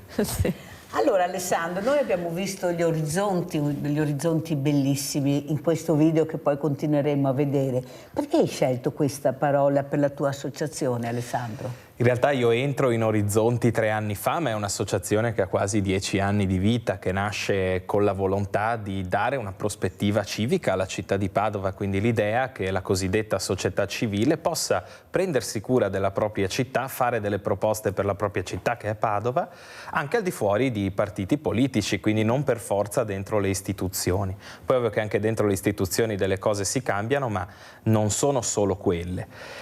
E io credo che sia un nome molto importante perché dà l'idea di una prospettiva diversa, dà l'idea di un futuro. Infatti il nome completo sarebbe Orizzonti, il futuro insieme, che poi diventa ovviamente lungo, che è sia simbolico del fatto che noi abbiamo una sezione giovanile ma anche una sezione, chiamiamola senior, e anche l'idea che appunto sono possibili delle nuove prospettive per quella che è la nostra città, il nostro territorio ed eventualmente ovviamente anche la nostra regione. Ti fermo un secondo perché abbiamo proprio la nostra Sandra da Padova. Vai Sandra! Ciao Mirella. Ciao. E buongiorno agli ospiti, bellissimo quel video, bellissimo. Io conosco degli amici che hanno fatto il deserto, anche mio fratello anni fa, e mi hanno detto che è stata un'esperienza stupenda perché sei con la natura, sei nel silenzio, cioè vedi altre cose che non siamo abituati, Mirella, perché parliamoci chiaro, il traffico, i pensieri, i problemi di tutti i giorni, la famiglia, le malattie, la solitudine, cioè c'è un bagaglio di cose che penso che quando vai in un posto che può essere il Sahara ma può essere anche un bosco, può essere qualsiasi posto che sei a contatto con la natura, è chiaro che la mente si rilassa. Ecco, io credo, è come quando io, parlo per me, sono a casa, sono qua, magari in cucina, e vedo un documentario sugli animali. Per me è rilassante perché scopro delle cose che magari ne ho visti, io adoro questi documentari che fanno vedere Focus, Rete Veneta, cioè un po' tutte le reti televisive. Io mi immergo, cioè penso di essere lì, ecco, e ho scoperto degli elefanti. Io ho visto, non so se l'ho già detto perché non vorrei ripetermi, un video di una ragazza e di un ragazzo che erano in Africa, in Marocco, e c'era un cespuglio molto denso e questo elefante è ripassato nel cespuglio. Allora loro hanno capito il pericolo di questo elefante, hanno cominciato a levare tutti i cespugli. L'elefante, Mirella, gli ha fatto le feste. È una roba, io adoro tutti gli animali, ma gli elefanti in paniera, perché la famiglia, la protezione dei piccoli, cioè gli animali ci insegnano, e noi non abbiamo ancora capito, Mirella, che con tutte ste robe che succedono, perché ogni giorno fra incidenti, femminicidi, omicidi, ce n'è, guarda, mi viene da piangere ogni volta che vedo una creatura che muore per mano di un uomo o anche viceversa, perché qualche donna anche. Allora, almeno quella parte di serenità dell'anima interiore che riesci a trovare, quell'angolino tuo, che non è di nessuno. Allora in quel momento non c'è il marito, il figlio, i problemi, la bolletta della luce, perché può essere un quarto d'ora, può essere mezz'ora, e io almeno mi sento serena in quel momento. Grazie Mirella. Sandra, sei stata molto chiara, visto che ti piace andiamo a vedere il prossimo video.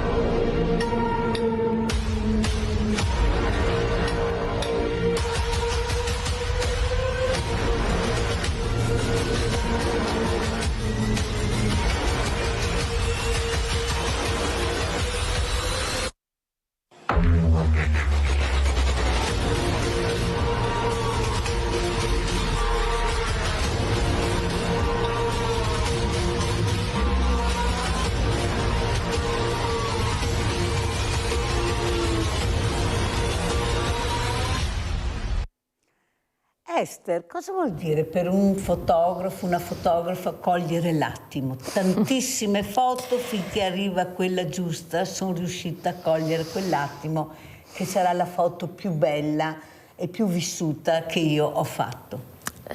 Guarda, per me la fotografia è sempre stata un mezzo per cogliere un'emozione, più che un evento, più che una... perché noi siamo un mondo di emozioni. Diciamo che quando ho iniziato, un po' di anni fa, insomma, ricordo che ebbi uno scontro, se vogliamo, con un professore di fotografia, perché io ho sempre fotografato con il cuore, cioè quello che mi emozionava, quello che mi colpiva, dove l'occhio veniva attratto, senza starli a ragionare su cosa, la perfezione, non mi interessava cercare la perfezione, a me interessava, è sempre interessato a vedere la bellezza nella realtà, cioè di quello che c'è. E lui invece era un fotografo still life, quindi fotografo che fotografa gli oggetti, e mi diceva sì, ma le foto fatte con il cellulare non vanno bene, non sono fotografie, lui proprio declassava.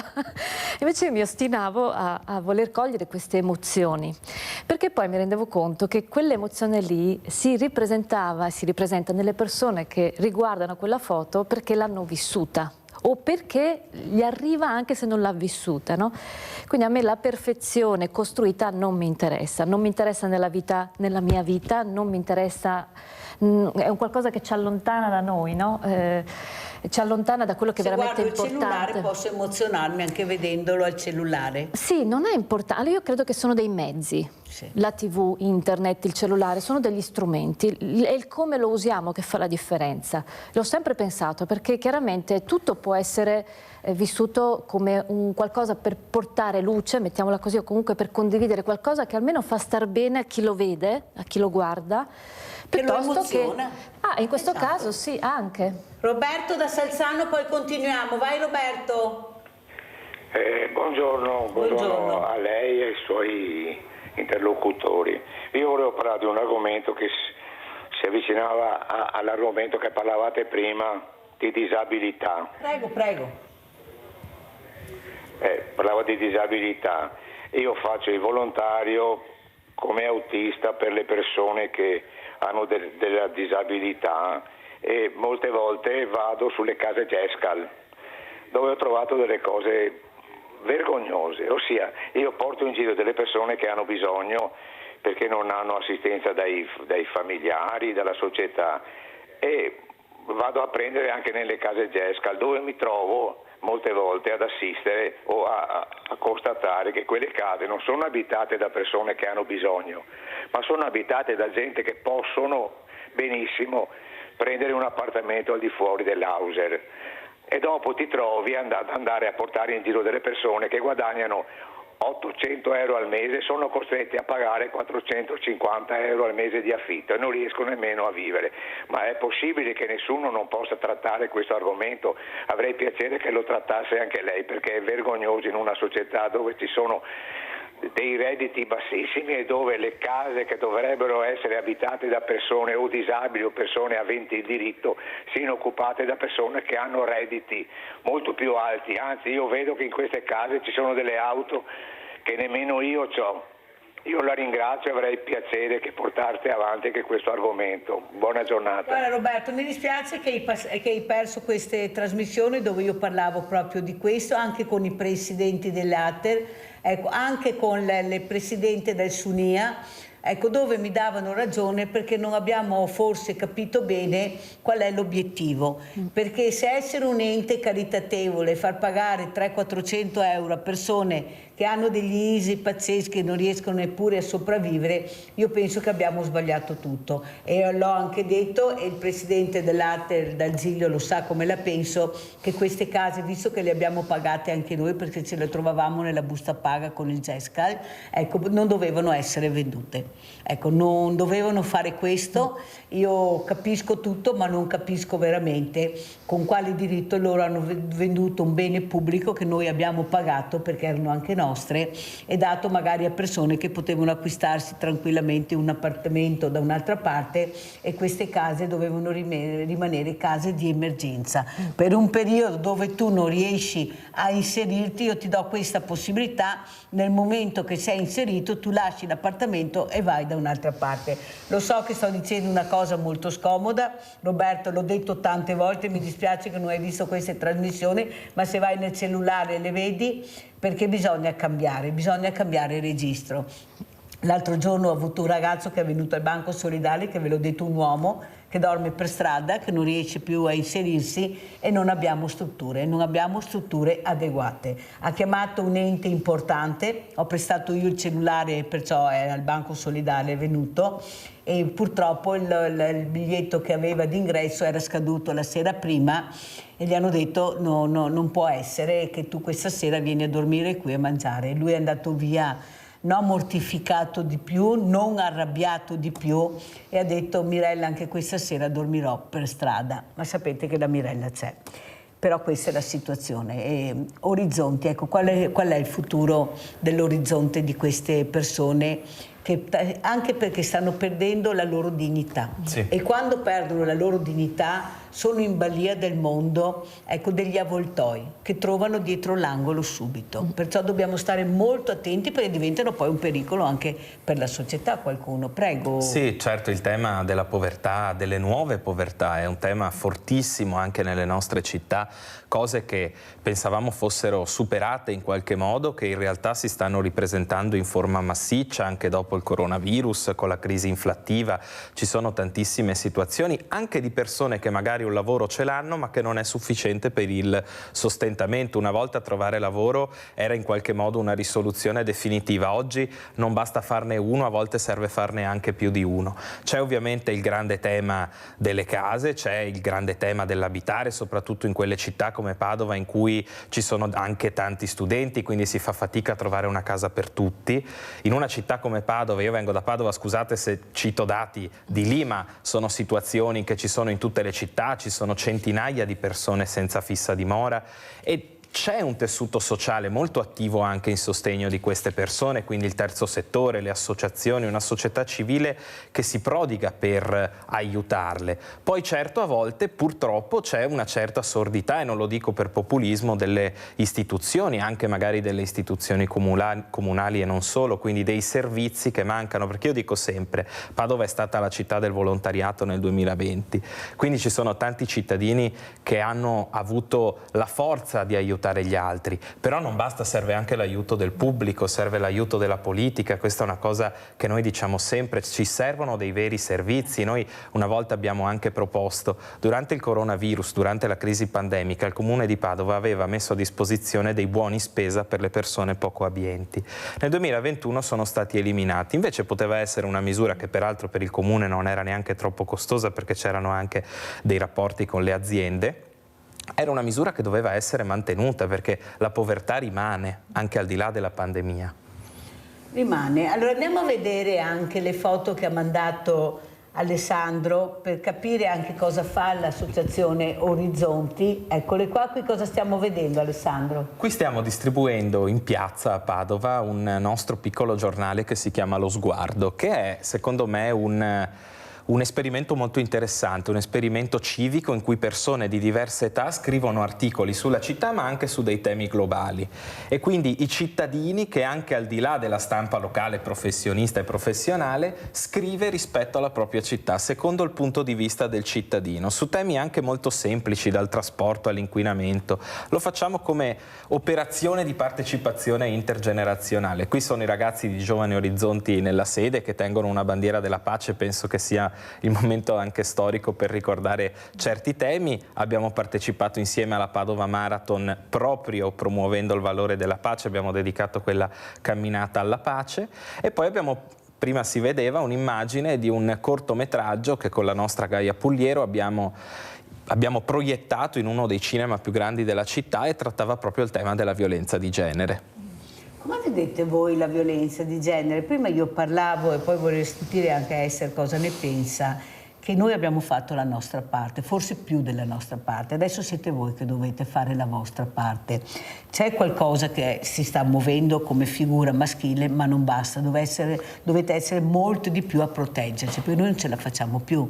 Noi più di così non possiamo fare. Siete voi che dovete fermare queste persone, ecco, che voi vedete con gesti, con sguardi, anche con comportamenti che non sono corretti verso la figura femminile. Io penso che adesso siete voi che dovete scendere, non salire, scendere nelle piazze a difendersi. Io sono convinta di questo, noi più di così non sappiamo più cosa fare. Prego. Sì, certo Mirella, hai ragione. Infatti la prima volta che ci siamo conosciuti, che sono venuto qui da te in trasmissione, ero in collegamento in realtà. Abbiamo parlato proprio di questi temi in occasione di una puntata per l'8 marzo, dicendo che non basta l'8 marzo, non bastano le cose simboliche. Certo è un discorso che parte dalla cultura, certo ci vogliono anche delle armi in qualche modo penali per le persone che perpetrano violenza, però parte da prima, cioè la prevenzione è una cosa importante che oggi purtroppo secondo me non viene fatta abbastanza, soprattutto nelle scuole, perché è un investimento a lungo termine. Dire a dei ragazzi che non devono essere violenti è un investimento per i 30 anni successivi e non sempre c'è questa lungimiranza. E poi tu dici una cosa che io condivido pienamente, cioè tutta la popolazione, anche quella maschile, deve essere impegnata su questo tema, perché ci sono degli uomini che devono dire ad altri uomini che si devono comportare meglio. Questa è una cosa fondamentale, perché alla fine deve partire da noi, ed è una cosa che io credo però che la mia generazione cominci ad avere chiaro. Esther? Beh, grazie per queste parole. No, ci mancherebbe, anzi no. Fa piacere, vero? Sì, mi commuovo anche. Allora, perché? Perché sì, è una questione educativa, ha secoli di storia alle spalle, che però oggi abbiamo tutti gli strumenti per dire basta a questa situazione. Quindi è un'educazione che parte da casa, poi dalle istituzioni, dalle scuole. Assolutamente sì. Io l'altro giorno sono rimasta, non ascolto, non guardo molto TV o altro, però ascoltavo un dato oggettivo che, per esempio, nel caso di segnalazioni di molte donne che magari hanno paura, quindi segnalano o che hanno un marito, un compagno che le picchia o che comunque non ci sono gli strumenti, neanche più i famosi braccialetti, non ce ne sono abbastanza. E dico, ma com'è che si trovano i soldi per altre cose? E per queste cose che sono problemi della nostra realtà non ci sono soldi, non ci sono gli strumenti, o comunque per esempio denunce che vengono fatte da donne che però non vengono tutelate, cioè rimangono fino a se stesse, e queste donne continuano a vivere nella paura e nel terrore di essere raggiunte. Cioè, per me è una cosa inammissibile, è inammissibile. Io ho sempre lavorato molto sulla propria responsabilità, quindi della donna che acquisisca la capacità di vedere, di conoscere la sua forza, di saper chiedere aiuto, di sapere che non è mai da sola, perlomeno troverà altre donne, se non trova altri uomini che siano in grado di proteggerla, custodirla. Ecco, perlomeno partire da lì. Poi sì, col maschile, sì, c'è tanto da fare, perché comunque anche quella storia che è venuta fuori qualche mese fa di quel gruppo di soli uomini che scrivevano cose orribili sulle donne, cioè vuol dire che ci sono ancora questi uomini, certo. Ci sono e sono nascosti, e magari tra di loro si mandano i messaggi, comunque sottilmente hanno quell'atteggiamento così un po' denigratorio verso le donne, o comunque nel vedere la donna come un oggetto sessuale o come un oggetto a sua disposizione. Ecco, questa è una cosa, ecco, all'interno del mondo maschile, quanti uomini, mi sono chiesta, quanti uomini in quel gruppo hanno detto ma che cavolo stiamo facendo? Probabilmente nessuno. Andiamo a vedere il prossimo video che ha mandato Esther Stella.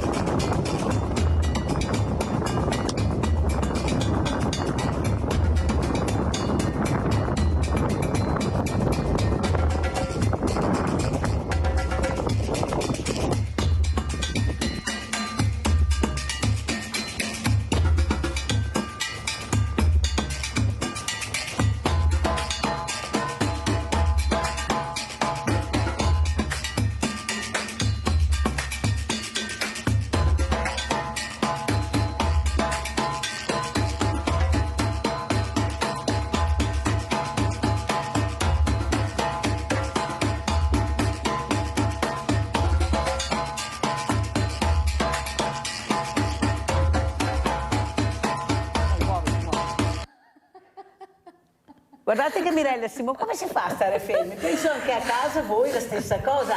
Ci viene naturalmente questo tamburo, questo deserto ritmato, prego. Esther. Sì, il tamburo, si parlava del tamburo, di questo ritmo che comunque smuove qualcosa a livello viscerale. È il tamburo perché comunque richiama il battito del cuore, tant'è che il tamburo sciamanico, ma anche un tamburo in generale, richiama quel battito lì e lavora su alcune frequenze sottili, no? Che ci stimola all'azione, al sentirci vivi. Non puoi stare ferma sentendo questo ritmo, come fai a stare ferma? No, infatti ecco uno strumento con cui spesso insomma, quando posso me lo porto nel deserto perché appunto aiuta anche a entrare in contatto, perché il punto è entrare in contatto con se stessi.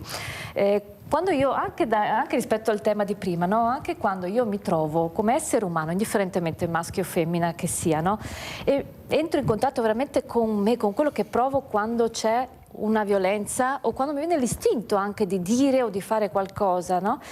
L'istinto non è istinto, quello non è istinto, quello è qualcos'altro, no? È una rabbia, sicuramente c'è una frustrazione dietro chi agisce in un certo modo, ma se io non mi ascolto e non entro dentro me stessa e non mi accorgo che ho un risentimento verso le donne della mia vita, verso mia madre, verso mio padre o chi che sia, io non prenderò mai coscienza di questa cosa qui, continuerò ad agire senza pensare a quello che sto facendo, senza ascoltare cosa mi provoca dentro, cosa mi fa agire in questo senso. Quindi per me è fondamentale, il punto di partenza è entrare in contatto veramente con noi e poi con questo me che ritrovo entrare in contatto con l'altro e insieme fare qualcosa di diverso. Bellissima questa cosa, non la sapevo, non vi conoscevo, ma ho trovato molto bella questa perché mi richiama un po' a quella che è un po' una mia ricerca, cioè nel tornare a quello che un tempo eravamo, cioè un tempo molti secoli fa, eravamo delle comunità in cui ci si aiutava, non c'era l'idea del mio, del tuo, non c'era l'idea del possesso, del chi viene prima, chi viene dopo, ma c'era anche questa ridistribuzione del benessere, chi ha di più dà a chi ne ha meno e non c'è proprio neanche bisogno di dirsi grazie, prego, io sono in debito, tu sei in debito, perché è naturale così. E un po' questa iniziativa mi ricorda questo, cioè questo movimento dal basso di persone semplici come noi che torniamo a casa. Ma infatti l'ha detto prima Anna Maria Tronchini, la mamma di Giulia, ha detto io non ho fatto grandi studi, non ho fatto stage, però come capisco Giulia io non la capisce nessuno, anzi forse delle volte devo aiutare io certi operatori perché loro non riescono a farlo. Certo. Eppure viene dal dentro, come dici tu. Certo. Questo lavorare nel tuo per aiutare questa figlia che ha grosse difficoltà, ma che tu vuoi che tua figlia partecipi alla quotidianità, certo, che cresca. E questa mamma è riuscita a farlo da sola, non ci vuole la laurea per ascoltandosi. Alessandro. A me colpiva, scusate se faccio una piccola deviazione, la parola comunità che si citava. Cioè oggi si parla anche tanto di spaesamento, in qualche modo di problemi di salute emotiva che ci sono e non ci sono, attenzione, solo nelle giovani generazioni, non ci sono solo nella mia generazione, perché in Italia, lo ricordiamo, un dato agghiacciante, una persona su 2 assume degli psicofarmaci che non sono da stigmatizzare, ma sono sinonimo di un disagio, di un malessere. E questo secondo me deriva moltissimo anche dal fatto, io mi sono convinto di questo, che manca quel senso di comunità. Se facciamo un passo indietro, anni che magari non ho vissuto, ma sui quali ho studiato molto e di cui ho sentito ovviamente molto parlare, anche magari attivandomi sul territorio, erano anni in cui comunque c'era l'idea che ci fossero dei corpi sociali che potessero essere un cuscino per le persone. Quelli, se vogliamo, più politici come il sindacato, ma anche le associazioni, le parrocchie, le famiglie in un certo senso che magari avevano delle regole più rigide, però erano anche più solide. Oggi invece c'è una liquefazione di tutti questi corpi, che per carità delle volte può anche garantire una maggiore libertà decisionale dell'individuo, anche appunto dei nuovi orizzonti che si aprono, però delle volte crea un senso di spaesamento, un senso di non ritrovarsi negli occhi di qualcun altro. Si può dire un senso di malessere. Sì, esatto. Abbiamo Vladimiro da Rovigo. Ciao Vladimiro. Ciao Mirella, grazie. Allora, buongiorno alla tua ospite, la signora Tuareg, ma vorrei fare una domanda al giovane ospite. Allora vado subito al dunque. La Mirella ogni mattina ne fa vedere quanto e sempre di più il volontariato si trova ad ovviare alla inefficienza o alla inefficacia della funzione pubblica per le povere. Ecco, volevo chiedere, i movimenti civici che negli ultimi anni è aumentato come numero, come presenza, come attività, purtroppo nei confronti dei partiti non riesce a svolgere, a mio parere, la stessa funzione. Cioè, non dico che ha fallito, ma insomma non riesce.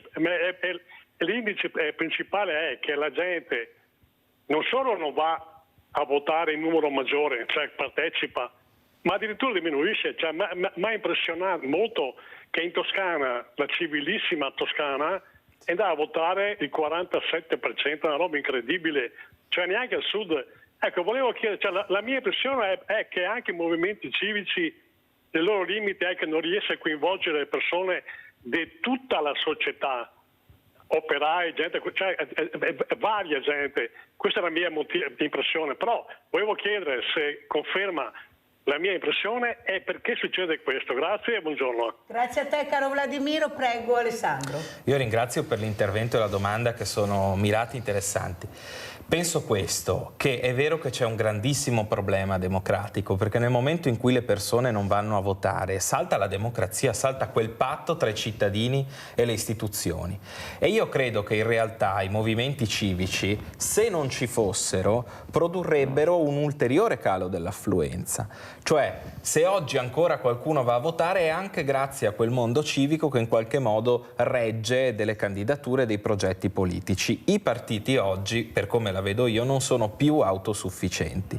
Secondo me il civismo però potrebbe fare di più, ha ragione il signore che è intervenuto. Vladimiro, chiedo scusa, sì.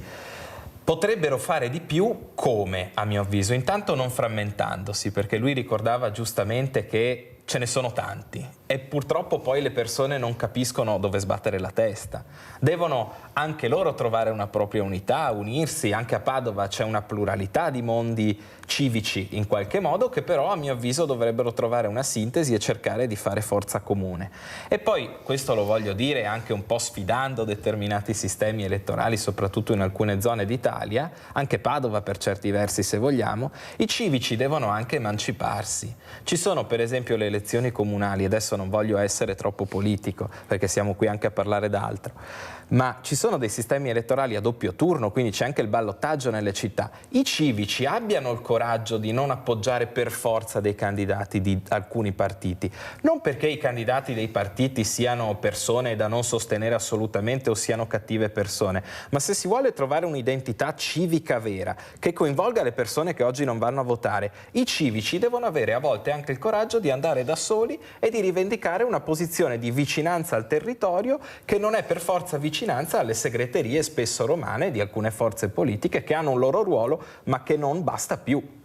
Perciò non vincere, non arrivare, ma partecipare. Assolutamente, Sentiamo con un po' più Esther di decisione. Vai Esther. Sì, è molto interessante e condivido questo pensiero, anche perché comunque si sta parlando appunto del popolo che poi è organizzato in gruppi, associazioni, però è un popolo che agisce e che riconosce di avere una sua identità, mettiamola così, e che può coinvolgere di più rispetto alla politica. Io credo che ci sia una grande disillusione rispetto alla politica in generale. Per questo non si va a votare, perché comunque vediamo che sui massimi sistemi c'è una difficoltà oggettiva poi nella gestione, no? Io per esempio mi sono dovuta ricredere per esempio rispetto a quelle che erano un tempo le mie idee politiche, quando poi ho visto le persone nel mio territorio che intervengono rispetto alle problematiche del territorio, e allora ho detto: come si può governare un paese dall'alto, no? Io credo molto invece nel movimento dal basso, quindi da cittadinanza, cioè chi vive in un posto sa quali sono le esigenze di quel posto, quali sono le criticità, quali sono le difficoltà. Se già iniziassimo così, penso che faremo veramente un bel passo, e la politica deve essere a sostegno, cioè, le associazioni devono essere a servizio della politica, ma deve essere il contrario, ma la politica che sostiene. Quell'idea che non mi ricordo chi lo so, ma non lo dico, non lo dico.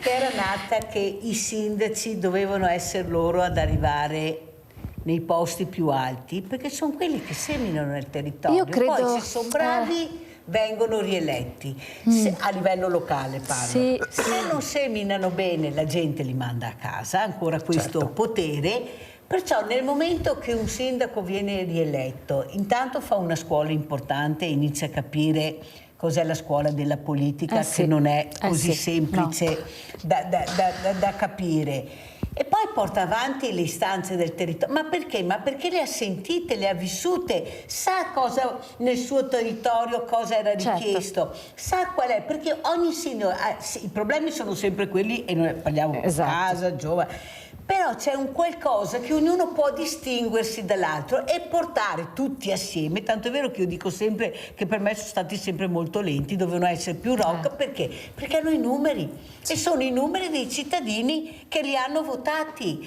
e loro non riescono a capire la forza, perché loro si hanno gli eserciti, quello che non ha il politico messo là, che deve andare a trovarsi i numeri, i voti, pescando, come diceva giustamente anche Alessandro, da varie realtà.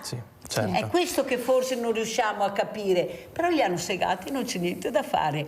E infatti io dico, guardate, siete lenti ragazzi, avete gli eserciti voi, ecco, cercate di battere un pugno perché avete dei numeri molto importanti. Alessandro. Certo. Una cosa che volevo aggiungere, ed è molto interessante, anzi grazie Mirella perché il tuo intervento dice moltissimo, è che forse c'è anche un senso di inconcludenza della politica, cioè, attenzione, secondo me le persone vanno a votare delle proposte che spesso sono irrealizzabili, soprattutto a livello nazionale, vedono che poi, una volta che le persone si insediano nelle stanze del potere, queste proposte non vengono realizzate e quindi non hanno l'impressione che la loro croce su un simbolo si trasformi in un cambiamento della loro vita quotidiana. Non c'è l'idea, oggi si dice sono tutti uguali, secondo me non sono tutti uguali, però è anche vero che bisognerebbe tornare all'idea che se si vota qualcuno succede qualcosa, se si vota qualcun altro succede qualcos'altro. È l'idea del far succedere delle cose tangibili, concrete, che abbiano un impatto reale sulla vita quotidiana delle persone, dove vivono, dove lavorano, dove studiano, e quindi questa è una cosa interessante. La seconda cosa interessante è secondo me notare anche che però i movimenti civici di cui parlavamo prima spesso sono a scadenza e secondo me questo è un enorme limite. Magari alcuni decidono di prodigarsi in alcune elezioni, ottengono anche talvolta dei risultati superiori a quelli dei partiti. Ci sono realtà locali dove i civici decidono le elezioni, prendono risultati a doppia cifra, cose gigantesche, il giorno dopo delle elezioni non riescono a darsi una struttura maggiore, anche se vogliamo per la loro forma internamente più democratica, si sciolgono come neve al sole e le elezioni dopo si riconsegnano i territori a soliti noti. Questo è un grandissimo limite che anche da parte dei civici andrebbe superato, una maturazione di questi movimenti. Esther? Questo è l'inghippo. Credo che poi in realtà questo è l'inghippo, perché allora anche quando dicevi prima, sai, il sindaco che può arrivare a... io sono arrivata un po' a una mia idea, che qua più si sale, diciamo così, all'interno della struttura politica e più ci si allontana dalla realtà. E secondo me ci sono talmente tante delle influenze, delle ricatti, cioè deve essere molto complicato e si perde quello che è il fine che la politica dovrebbe avere, ma che ogni cittadino, ogni essere umano dovrebbe avere, cioè il benessere mio e della comunità, della mia famiglia, di proteggere quello che ho, di proteggere i più deboli, di proteggere tutto, no? Quello che ci è stato dato in questa vita. Ma noi più ci allontaniamo da questa realtà, più andiamo su e più entrano in gioco tantissimi altri aspetti. Quindi io non farei mai politica. Io non potrei mai fare, perché non vorrei mai trovarmi di fronte a tutto questo gioco, perché è un gioco, da un punto di vista, è terrificante. Però non è vero, perché io cito sempre, io ho avuto anche varie volte ospite la nipote di Tina Anselmi, che penso sia stata una donna che ha dato là alla sanità pubblica che abbiamo, e se va così bene è merito anche di questa donna. Forse andava meglio una volta che adesso, perché era molto più attenta. Sì, adesso non è che vada Cosa benissimo. faceva questa donna, eletta dai suoi cittadini? Quando ritornava da Roma, la prima cosa che faceva con le carte, andava nelle piazze, nei bar, a dare risposta a quei cittadini che avevano fatto delle richieste. E diceva, perché le nipoti giustamente dicevano, ma zia, no, sono loro che mi hanno eletto. Giusto. io devo dare risposte. Allora, non è vero che non si può fare. In assoluto. E come lei, anche altre, perché dobbiamo anche dirlo. Il problema è che non ci siamo. Hanno perso questa voglia di interloquire. Quando voi vedete, ad esempio, che un giornalista si avvicina all'onorevole, ai senatori vari per intervistarli e che loro allontanano, no. Tu rispondi, tu sei pagato con i nostri soldi e io non devo per forza venire in Parlamento, che poi non si entra neanche, per vedere o per avere... Tu nel momento che questa persona sta facendo il proprio lavoro, che è l'informazione, tu devi rispondere, tu devi rispondere, perché sei pagato per questo, per dare delle risposte, non quando vuoi tu, quando c'è l'occasione che viene richiesta, o sbaglio? E un'altra cosa, Alessandro, si parlava dei civici, è vero, perfetto, ma perché sono stati fregati? Perché i partiti hanno capito l'importanza di allontanarsi dal partito e di nascondersi dietro la civica. Perciò hanno deciso che aspetta un attimo, hanno giocato bene le carte, crea una civica, che non è civica, ma che è il partito, e così prendo i voti mettendo delle persone che mi accompagnano in questo percorso, magari conosciute anche dai cittadini, ma mossa dal partito, o sbaglio? Ecco perché sono morti i civici. Cos'è il civico adesso? Dov'è il civico adesso? Prego. Ma facciamo Mirella presidente di Orizzonti immediatamente, perché dice delle cose più che sensate. Allora, intanto... Parto da Tina Anselmi. Lei aveva quell'idea di concretezza di cui stavo parlando prima, ma per avere quell'idea di concretezza bisogna avere una cosa che oggi si sottovaluta, il coraggio. Perché oggi per entrare in un'istituzione e dire io non rispondo a una segreteria di partito ma rispondo al cittadino, assumo delle scelte libere che possono mettere in crisi anche determinati sistemi, ci vuole coraggio, e questo però lo possono fare solo i civici. Giusto, però i partiti hanno capito il meccanismo e quindi si nascondono, soprattutto in alcuni territori ma anche ormai nelle grandi città, dietro a delle finte liste civiche. Per quello dicevo all'inizio, i civici è vero che sono deboli, ma perché? Perché non hanno anche loro stessi questo coraggio di emanciparsi fino in fondo dai partiti politici. Devono avere la volontà di tirare una riga e dire questo è il nostro perimetro e non è il perimetro di altre formazioni, che vanno rispettate per quello che sono, perché non si può nemmeno immaginare una democrazia senza i partiti, non è quello che sto dicendo, però bisogna dire noi siamo altro e vogliamo andare avanti col nostro progetto con coerenza fino in fondo. Orizzonti sarebbe la vera opposizione praticamente. Sì, certo, Orizzonti delle volte in qualche modo si è presa anche delle batoste per questo motivo qui, quindi per quest'idea di voler mantenere una coerenza, una trasparenza, una linearità nella propria identità civica. Però siamo in piedi da 10 anni, noi andiamo avanti perché è l'unico modo in cui questa cosa qui si può fare. Andiamo a vedere il prossimo video, l'ultimo video di Esther Stella, e poi lo commentiamo. Siamo partiti!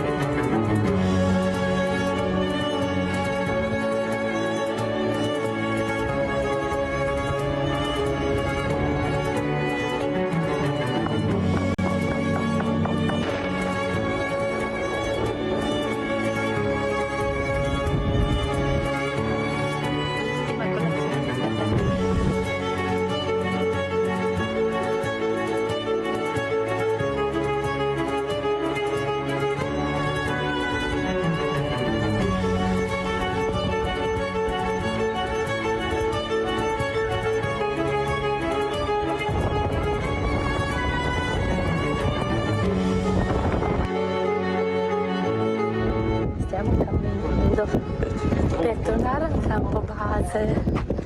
Abbiamo fatto una bellissima colazione sulla duna.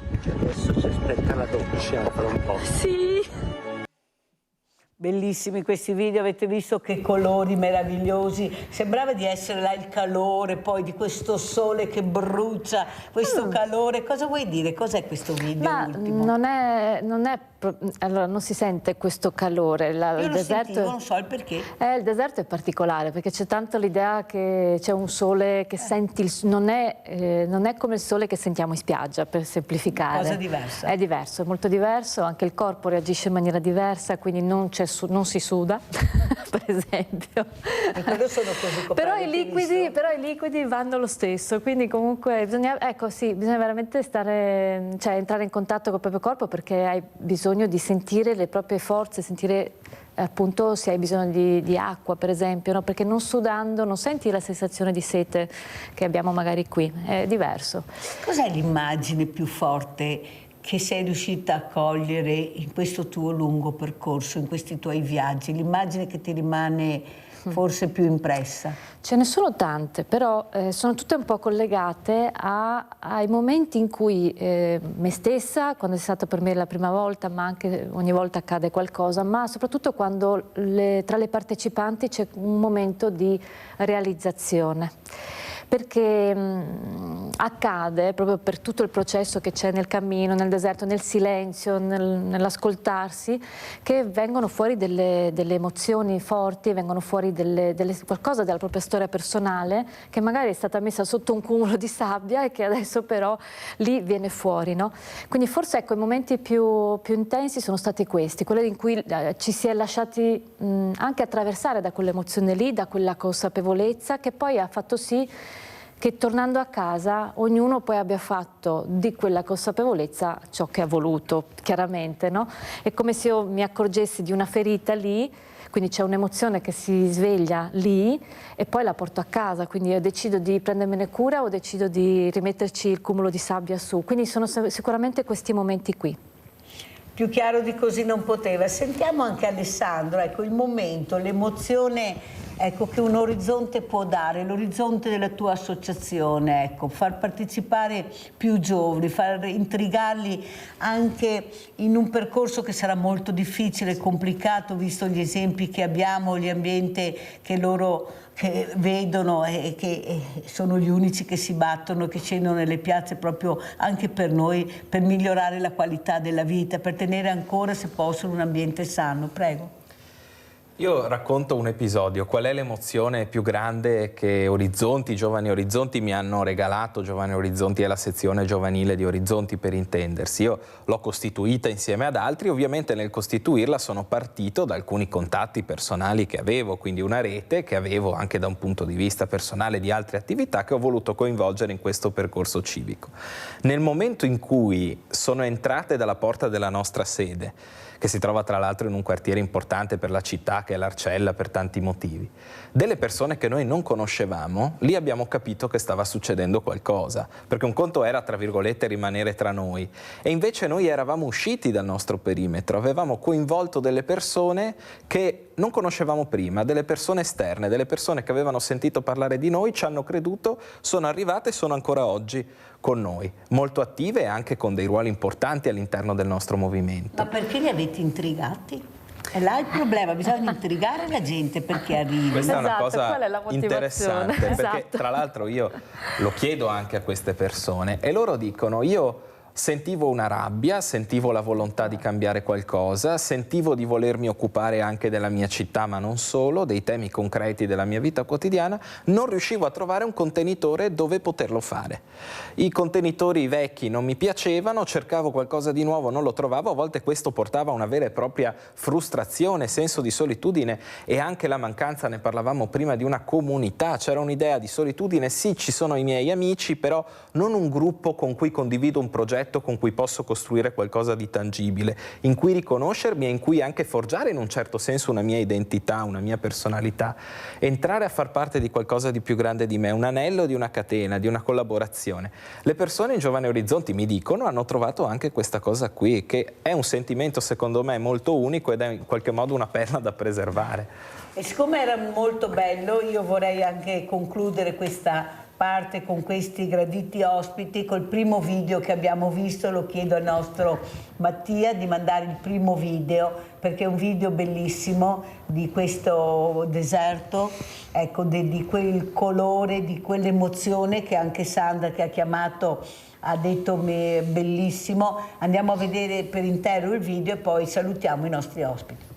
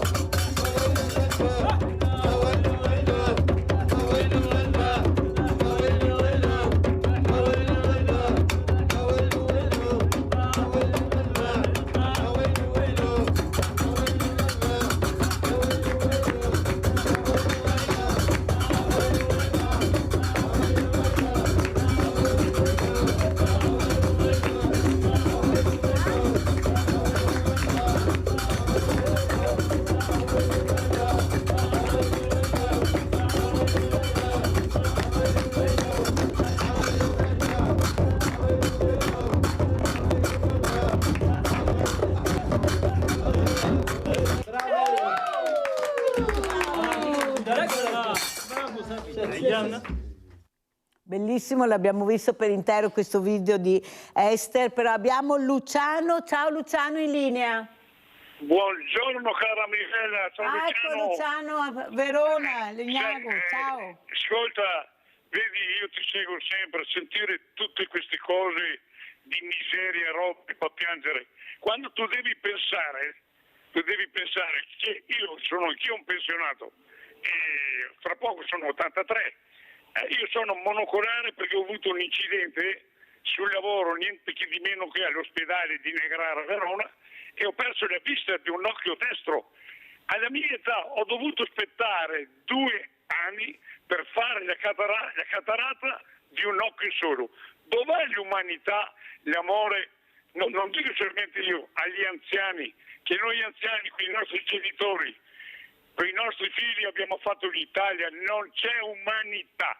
Sai se vuol dire un occhio solo?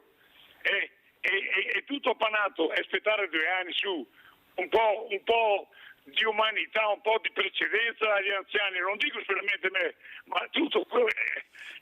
Luciano, guarda che la trasmissione si chiama Sveglia Veneti, più di così non ti dico, si chiama Sveglia Veneti, non venite a lamentarvi dopo se le cose non vanno come volete voi, Sveglia Veneti. Allora Alessandro, come ci saluti?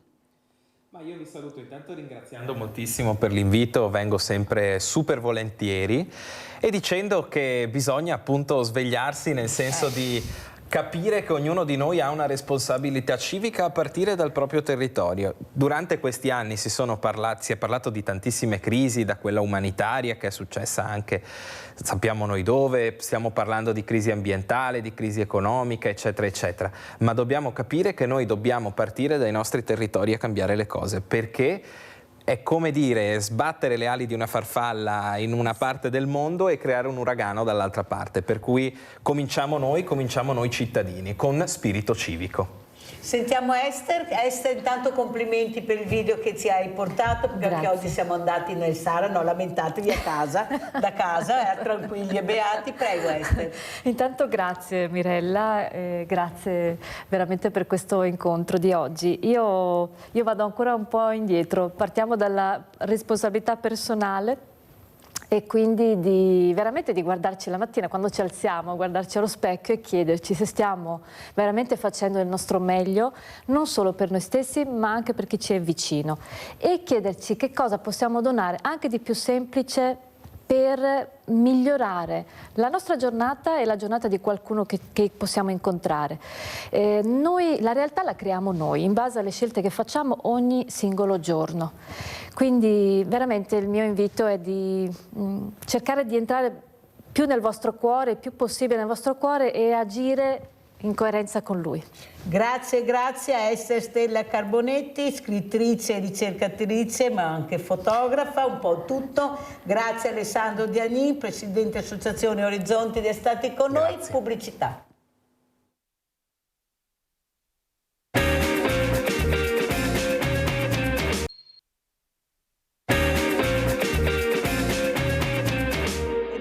Questa mattina, questa terza parte, Thomas Peruzzo, personal trainer, questo ragazzo che della sua fragilità ha fatto una virtù, un obiettivo molto importante, quello di riuscire a vivere la quotidianità, una quotidianità che per quello per cui è stato colpito diventava difficile, ma lui crede in se stesso, riesce a superare molti ostacoli, molte operazioni complicate, alla fine perché? Perché lui sa che Thomas Peruzzo ce la può fare ed è qui con noi questa mattina. Ti ringrazio Thomas e ringrazio anche Alessandro Diani che ha voluto fermarsi per conoscere anche Thomas, per vedere se riusciamo a fare squadra con Thomas, per cercare di realizzare il suo orizzonte che vede molto lontano, perché il suo orizzonte è il suo futuro. Allora Thomas, spiega un po' chi sei per quelli che non ti conoscono e come mai sei qui a Sveglia Veneti, prego. Grazie mille intanto Mirella di avermi accolto, insomma.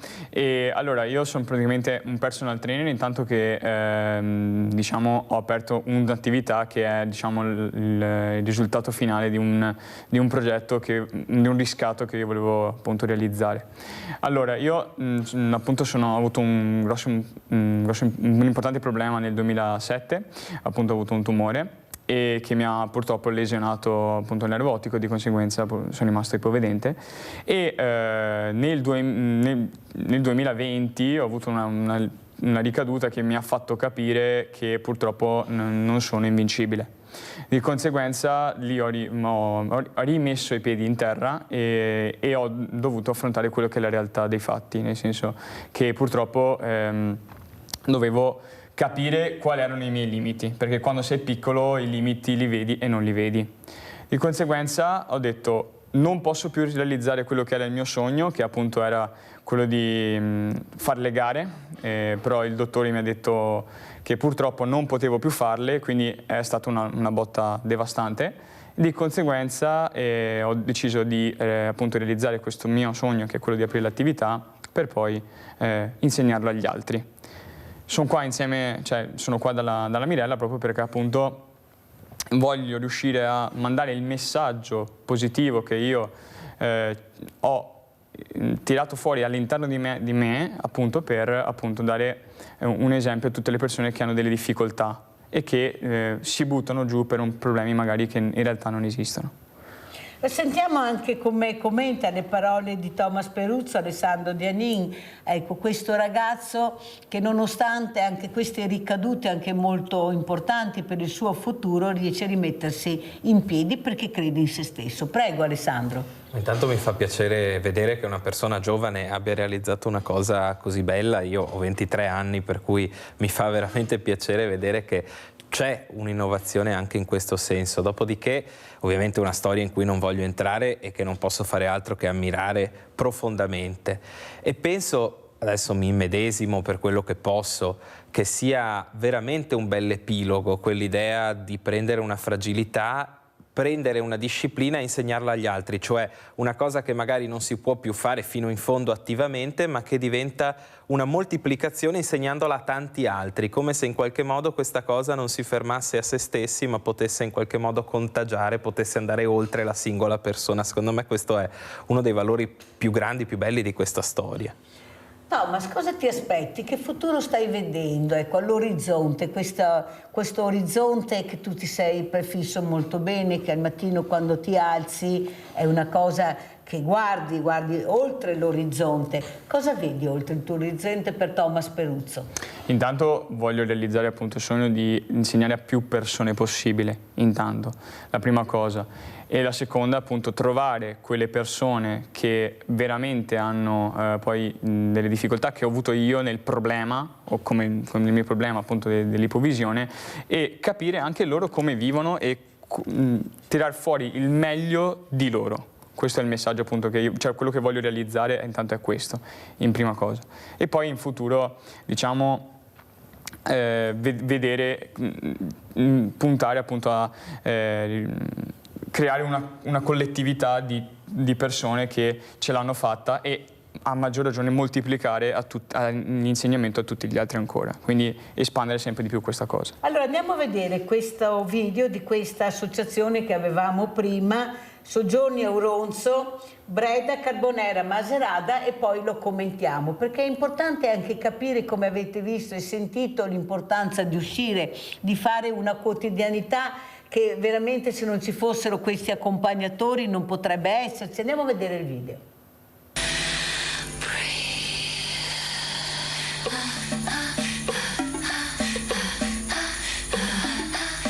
With every waking breath I breathe, I see what life has dealt to me.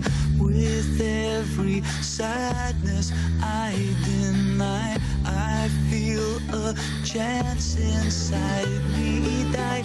Give me a taste of something new to touch, to hold, to pull me through. Send me a guiding light that shines stars across this darkened life of mine. Some soul in me, a gift of love to me, life to live for me,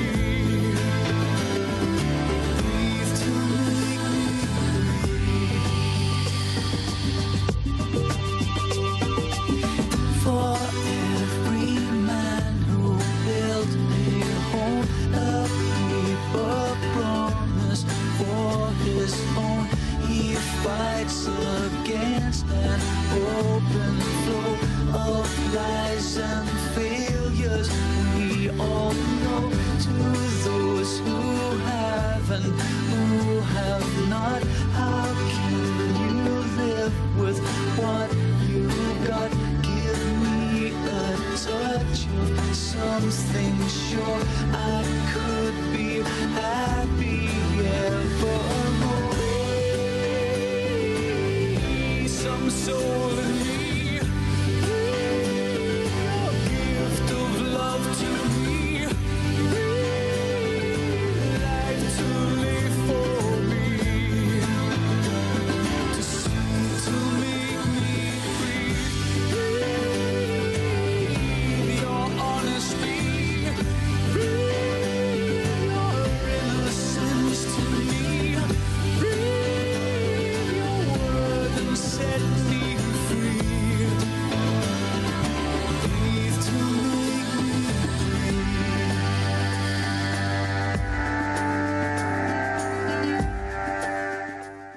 Ecco i miei ragazzi, i ragazzi di Mirella, che veramente ogni volta che li vedo mi rendono felice, sono fantastici. Però quello che volevo far capire anche a Alessandro, grazie a Thomas, l'importanza dell'ambiente. Thomas, tu ad esempio ami la montagna, adori la montagna, ecco, forse perché dall'alto vedete degli orizzonti meravigliosi, ma soprattutto questa pace, questa che la dà la natura. Ecco, cosa vuoi dire? Ecco, perché ritrovi te stesso specialmente in questi luoghi?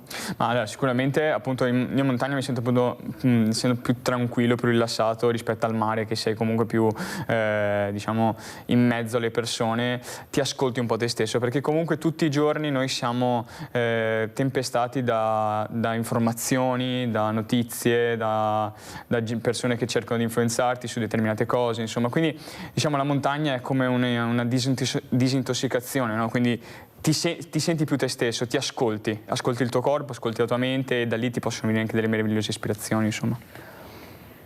Allora Alessandro, cosa vuoi dire? Hai sentito le parole di Thomas, cosa vuoi aggiungere? Poi ti salutiamo.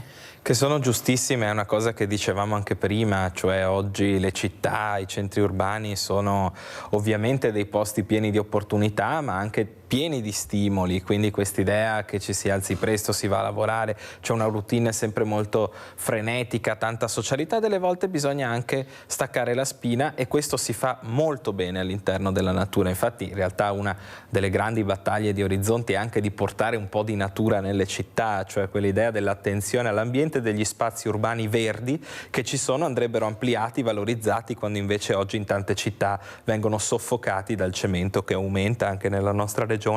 È un tema molto attuale. Cos'è l'ambiente per voi giovani? Cosa vedete nel futuro, Alessandro? Ecco, proprio con questi movimenti, anche sono tutti giovani, io delle volte dico diversamente giovani, guardate che si stanno battendo anche per voi non scendete in piazza, ma loro lo fanno anche per voi, per una qualità della vita migliore. Però vedo che non tutti, ma molti diversamente giovani vedono questi atteggiamenti un po' troppo provocatori, non li vedono nella maniera giusta. Forse è il messaggio che dovremmo dare in maniera diversa, proprio voi dovete dare in maniera diversa, ma d'altra parte cosa potete fare? Ma ci sono tanti gruppi che si occupano di ambiente, ognuno lo fa in modo diverso. Io non mi sento di in qualche modo criticare nessuna modalità, la mia modalità magari è più pacata, più basata sulla proposta. Noi adesso stiamo per esempio promuovendo una petizione sul trasporto pubblico, il biglietto unico integrato, per prendere con un solo biglietto tutti i mezzi pubblici. Questa è una cosa che potrebbe ridurre l'inquinamento nelle città, perché permetterebbe, con dei mezzi più efficienti ed economici per le persone che spendono tanto per muoversi, permetterebbe di lasciare a casa l'auto, che o anche magari... a Thomas ad esempio più facilitato assolutamente, a spostarsi. certo. E l'ambiente che cos'è per noi giovani? È casa, è salute, è una cosa fondamentale a cui non possiamo rinunciare. Le persone dovrebbero provare per un giorno com'è la qualità della vita in una città non inquinata, in una città più verde. Non vorrebbero più tornare indietro, per cui è una cosa che si può realizzare. Poi certo è giusto fare le grandi battaglie, ci sono compagnie che inquinano, i ghiacciai che si sciolgono, però molto spesso anche proprio nelle proprie comunità, nei propri quartieri ci sono delle battaglie molto importanti da fare. Per noi a Padova abbiamo fatto una grandissima battaglia, per esempio contro l'ampliamento di un grande centro logistico che sarà grande 3 volte Prato della Valle, che è già la seconda piazza più grande d'Europa, qualcosa di gigantesco. Oggi c'è invece un enorme terreno verde che va preservato. Grazie Alessandro, salutiamo anche Alessandro Diani che è stato con noi. Adesso vi porto in Val di Resia, dove andiamo a vedere questa intervista a una donna che ha saputo anche spiegare questo museo, intervista a Luigia. Andiamo a vedere e a sentire. Grazie Alessandro. Grazie mille. Eccola qua. Allora, la Luigia Negro, che tra l'altro è la moglie di Novalente. Di Novalente, che abbiamo conosciuto prima, che è il presidente del gruppo folcloristico Varresia. Questa cos'è, Luigia? Io sono Luigia Negro e sono qua, vi presenterò oggi il Museo della Gente della Varresia, che parla un po' della nostra cultura, della nostra storia, e ci fai vedere anche qualcosa che eravamo noi una volta, è vero? Volentieri racconterò un po' la storia di questa nostra valle, anche naturalmente del nostro museo e di che cosa ci occupiamo. Ecco, sì.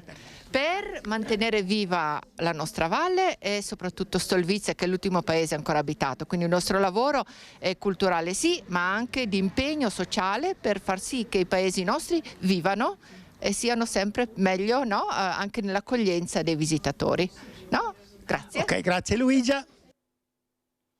Abbiamo sentito anche queste tradizioni, voi ragazzi venite dalla Toscana, adesso vi presento Giulia Peruzzo che ha accompagnato suo fratello, lui ti nomina sempre, te lo dico Giulia, sei una parte importante anche per questo percorso che lui sta facendo, ecco lui ama molto questa montagna, io sono stata in Val di Resia e devo dire che Thomas ha ragione, perché nel momento che sono arrivati, sono una persona che corre di più, ho capito che invece là non potevo correre, dovevo fermarmi, dovevo rallentare e capire che ero su un altro posto dove non si deve correre, ma si deve ascoltare e capire. Cos'è per te l'ascolto, Giulia? Di un fratello che ha bisogno anche di un supporto, la famiglia diceva, raccontava Thomas, è stata fondamentale per il supporto che siete riusciti a dare in momenti anche terribili. Prego Giulia. Allora io penso che l'ascolto sia fondamentale in tutti i tipi di rapporti, nella famiglia soprattutto quando poi ci troviamo anche in delle difficoltà importanti come sono state quelle di Thomas. L'unione e l'ascolto, saperci ascoltare, sapersi confrontare, sapersi confortare anche, penso sia una delle cose fondamentali in ogni rapporto, che sia amicizia, famiglia, compagno, amore e tutti gli ambiti. Una cosa che ha colpito non solo Mirella ma anche le persone che hanno conosciuto Thomas è questa caparbietà, questa volontà di far capire che lui c'è, che lui può arrivarci, certo che ha bisogno anche di un supporto, però dentro di lui sa che Thomas c'è, ma questo è dovuto a mio avviso al primo anello della catena, io lo dico sempre che è la famiglia, non c'è niente da fare, questa forza viene da quello che è riuscita la famiglia a dare a Thomas, tutti assieme, l'avete protetto, lui si sentiva sicuro. Prego Giulia. Thomas è una forza della natura, lui è veramente... Lo invidio tantissimo con questo suo comportamento sempre positivo, sempre con la voglia di fare, è veramente una persona da invidiare e ha dato tanto il buon esempio anche a noi di famiglia che siamo più grandi, è stato veramente un esempio da seguire in tutto, è stato proprio forte. Io penso che tante persone nella sua situazione, me compresa, non so se avrebbero reagito come ha fatto lui. È resistito alle difficoltà. È resistito a tutto. Questo superamento sempre di te stesso per riuscire a centrare l'obiettivo. Di arrivare sempre oltre, esatto. Di superare anche i propri limiti per raggiungere i suoi obiettivi. Thomas, cosa vuoi aggiungere? Appunto, come ti avevo già detto un po' di tempo fa, Mirella, io ho fatto tutto quando ero piccolino, quando è successo il disastro, l'ho fatto tutto per la famiglia, perché era quello che io a cui avevo, e qui essendo piccolino diciamo tenevo tantissimo e tengo veramente tuttora. Mio papà, mia mamma, mia sorella prima ci sono loro, poi ci sono gli altri. Questo è ovviamente una cosa che io mi sento dentro di me. Poi ovviamente, chiaramente, sono tutte le persone che noi bisogna, l'obiettivo è quello proprio di mandare, appunto insegnare agli altri che la famiglia e gli amici, le conoscenze, sono tutti ovviamente, servono per appunto crescere insieme e darci una mano fra tutti, questo è fondamentale. Però una cosa importante che ho capito, Thomas, che tu tieni anche all'amicizia, al conoscere persone, allargare questo orizzonte che al momento può essere anche ristretto per un ragazzo giovane come te, però grazie anche alle persone che tu incontri in questo percorso l'orizzonte si allarga, sono più orizzonti. Però bisogna fare squadra, bisogna dare a queste persone la possibilità di muoversi in maniera diversa. Abbiamo sentito adesso Alessandro Dianin che ha detto: stiamo studiando di cercare di portare un biglietto unico, siamo nel 2025, ma Alessandro Dianin che deve pensare questa cosa. Cosa dici, Giulio? Dovrebbero essere altre che sono pagate profumatamente per capire che abbiamo bisogno di accelerare. Assolutamente. Prego. Il mio sogno, come ho sempre detto, sarebbe andare al lavoro in bicicletta. Ecco. Questo sarebbe il mio sogno in assoluto, o a piedi anche, però ovviamente in base a dove uno lo trova. Io penso che anche, specialmente per Thomas o anche per me o comunque tante persone, se ci fossero i mezzi da poter utilizzare anche per andare a lavorare con gli orari giusti, con il prezzo giusto, io sarei una delle prime persone che lascerebbe la macchina a casa. E anche per Thomas mi rendo conto che è spesso difficile riuscire a trovare tutti i mezzi di trasporto per poter arrivare al lavoro, comunque spostarsi, ha sempre bisogno, perché ovviamente lui la patente non ce l'ha, di qualcuno che lo aiuti in questo senso, e ci vorrebbe un po' più di sensibilizzazione secondo me in questi ambiti. Sì, anche perché, come ripeto, Thomas come altri ragazzi come lui, ragazzi, hanno bisogno di muoversi quotidianamente, però non abbiamo quelle strutture che permettono loro di fare questo. Abbiamo tanto, ma alla fine poi se guardiamo bene ci ritroviamo che Thomas ha bisogno della sorella o dell'amico per spostarsi, e questo non va bene.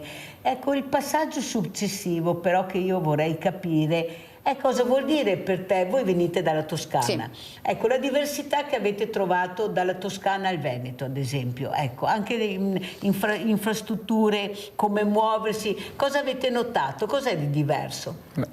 Sicuramente, abbiamo fatto, nel senso quando siamo venuti qua in Veneto abbiamo fatto un grosso miglioramento, sia sotto il punto di vista sia delle infrastrutture, di come muoversi.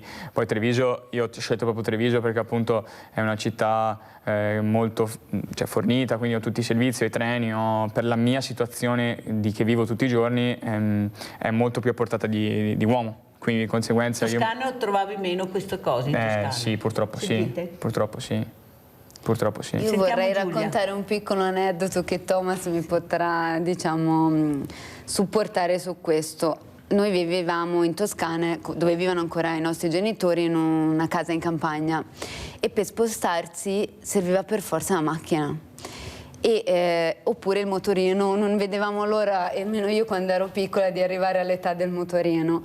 E era difficile dover sempre comunque appoggiarsi a qualcuno, perché? Perché non c'era mezzi di trasporto, perché nonostante fossimo in campagna, un paesino al mare, quindi non eravamo in una città come Firenze, e non c'è attualmente ancora nessun servizio di trasporto, di aiuti anche nei confronti di persone che magari possono avere delle difficoltà come Thomas o persone anziane. E questo non è, per prendere il pane dovevamo fare 3 chilometri in macchina, ma chi non ce l'ha come fa? Esatto. Queste sono secondo me sensibilizzazioni da prendere in considerazione, ma non noi, Giulia, Thomas, Però è giusto parlarne perché le cose devono anche cambiare, perché noi vediamo sempre la Toscana bellissima, per carità, niente da dire, però ragazzi poi viverci è un'altra cosa. Assolutamente. Cosa vuol dire lasciare la tua regione, Giulia, e pur di anche aiutare questo fratello a trovare la strada giusta? Ha detto io ho scelto Treviso, perciò tu hai seguito la scelta di tuo fratello. Ma quanto bene vuoi a tuo fratello, Giulia? No, perché veramente l'ho voluto tanto, quindi sì. Vabbè, anch'io sinceramente volevo trasferirmi, avevo bisogno comunque di, vivendo in un paesino, è vero che avevo il mio lavoro a tempo indeterminato e tutto quanto, però avevo proprio bisogno di un cambiamento nella mia vita. E poi vedere comunque anche lui che a casa, come ho detto prima, doveva essere sempre portato, il lavoro non c'era, perché anche questo è un tema molto importante, perché lui ha una legge 104, perché ovviamente col problema che ha, è una legge 104 in Toscana, non riusciva a trovare niente.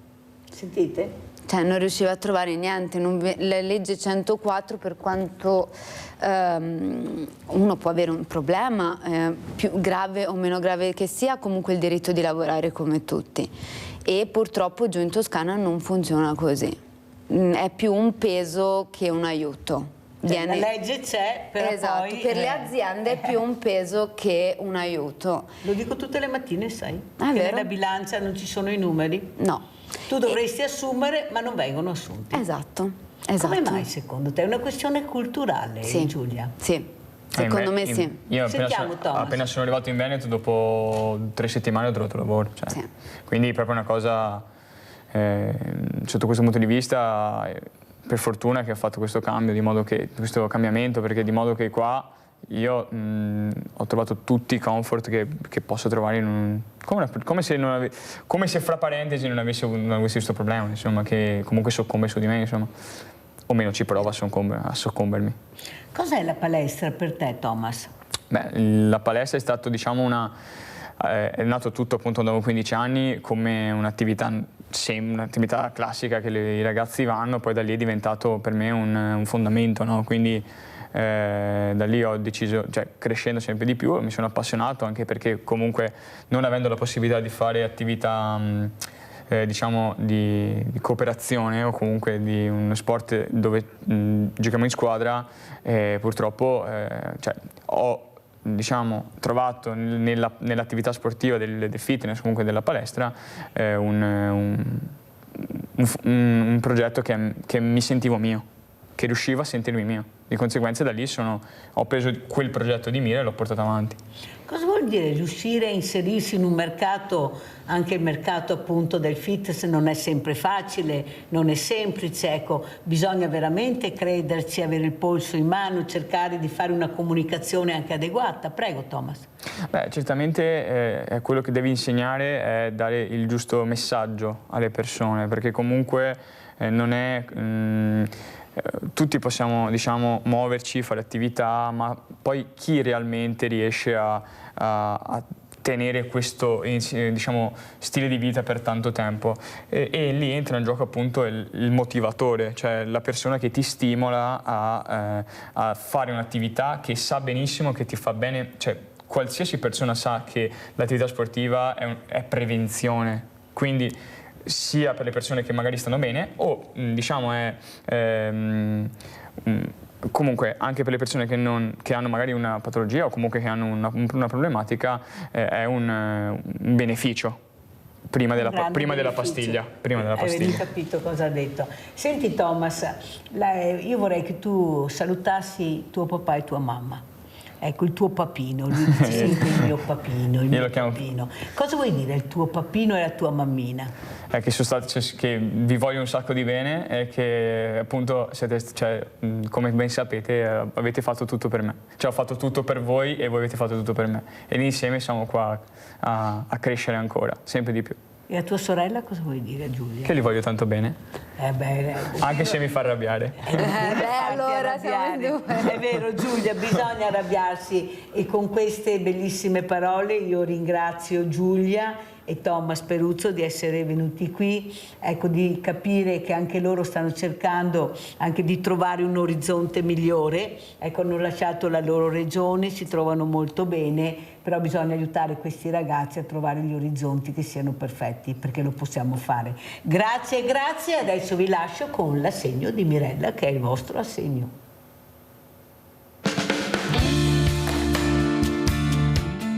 Cari amici, oggi siamo a Vicenza e indovinate chi stiamo incontrando. Andiamo a vedere.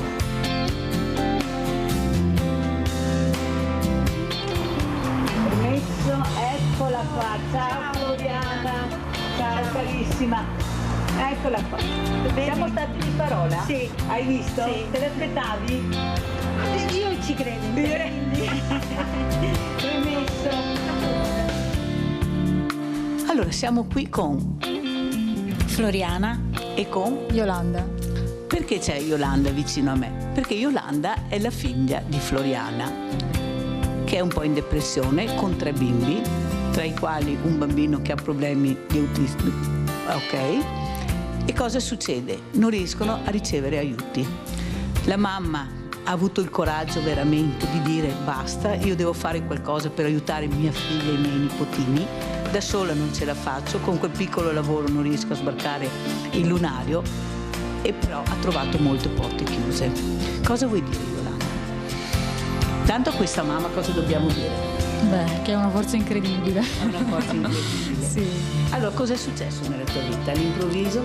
Sì, all'improvviso mi sono trovata da sola con 3 figli e a dover sopportare di tutto, diciamo. Quanti anni hanno questi bambini? Il più grande 17, 11 e 10 anni.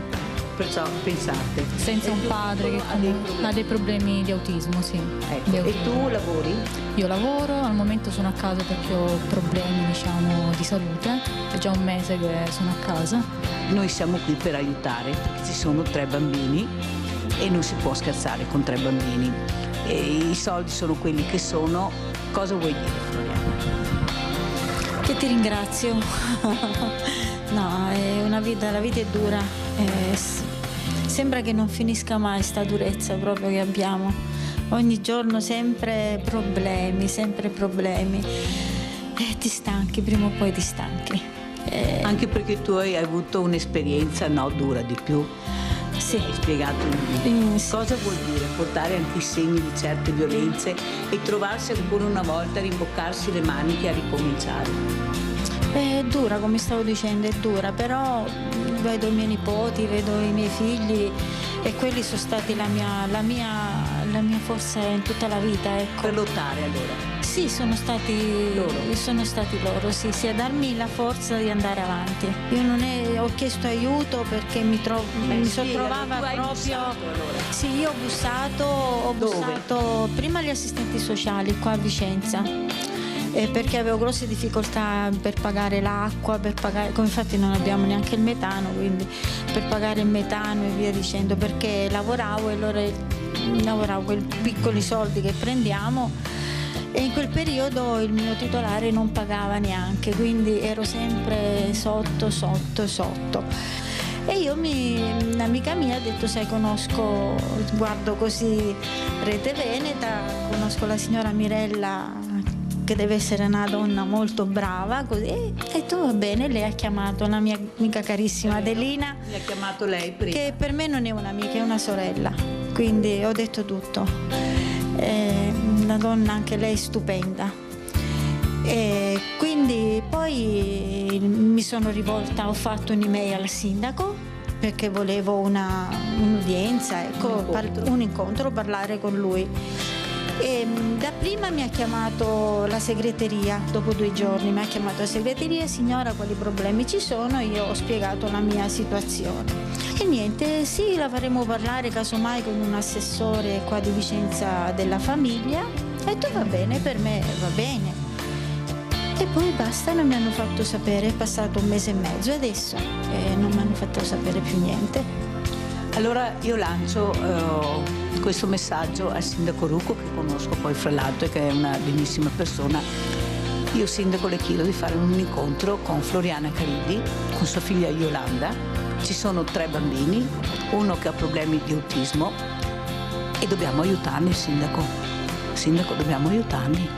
Venivo da Reggio Calabria da una situazione tremenda di violenza, anche i miei figli che ancora erano più piccoli, tanta violenza subita dal mio ex marito. Le autorità non hanno mai fatto niente, allora sono dovuta venire, come avevo spiegato prima, sono dovuta venire al nord perché i miei figli avessero una vita più tranquilla. E di là ho iniziato a lavorare, ma sempre, diciamo, prima c'era mio papà, mia mamma, mi davano una mano d'aiuto, non ho mai chiesto niente. Anche tuo fratello che purtroppo adesso... Sì, anche mio fratello mi ha portato a Torino ai primi tempi per vedere come potevamo fare. E poi ho lavorato in fabbrica qua, insomma, ho fatto dei lavori, tutti i lavori possibili e immaginabili. E ho portato avanti la mia famiglia, ma adesso è molto critica la situazione, molto. Io so che quella sera che tu sei venuta da noi non avevi neppure la macchina, per fortuna che siamo riusciti a trovare una macchina, sei arrivata. E invece oggi io cosa ti ho portato? L'altra volta sei arrivata con la macchina, adesso con l'assegno, eccolo qua, questo è per te, e per Yolanda, per i bambini. Grazie. Ecco. Io ti ringrazio tanto proprio, e ringrazio anche le persone che hanno contribuito e che sono, secondo me, persone che capiscono le situazioni che ci sono in certe famiglie. E ringrazio anche Rete Veneta di questa opportunità che ho avuto e la mia amica carissima proprio Adelina che Adelina, sì, io sono qua. Sì, io ringrazio la grande famiglia di Rete Veneta, vi voglio un bene dell'anima perché tutti assieme riusciamo a dare una mano a queste famiglie.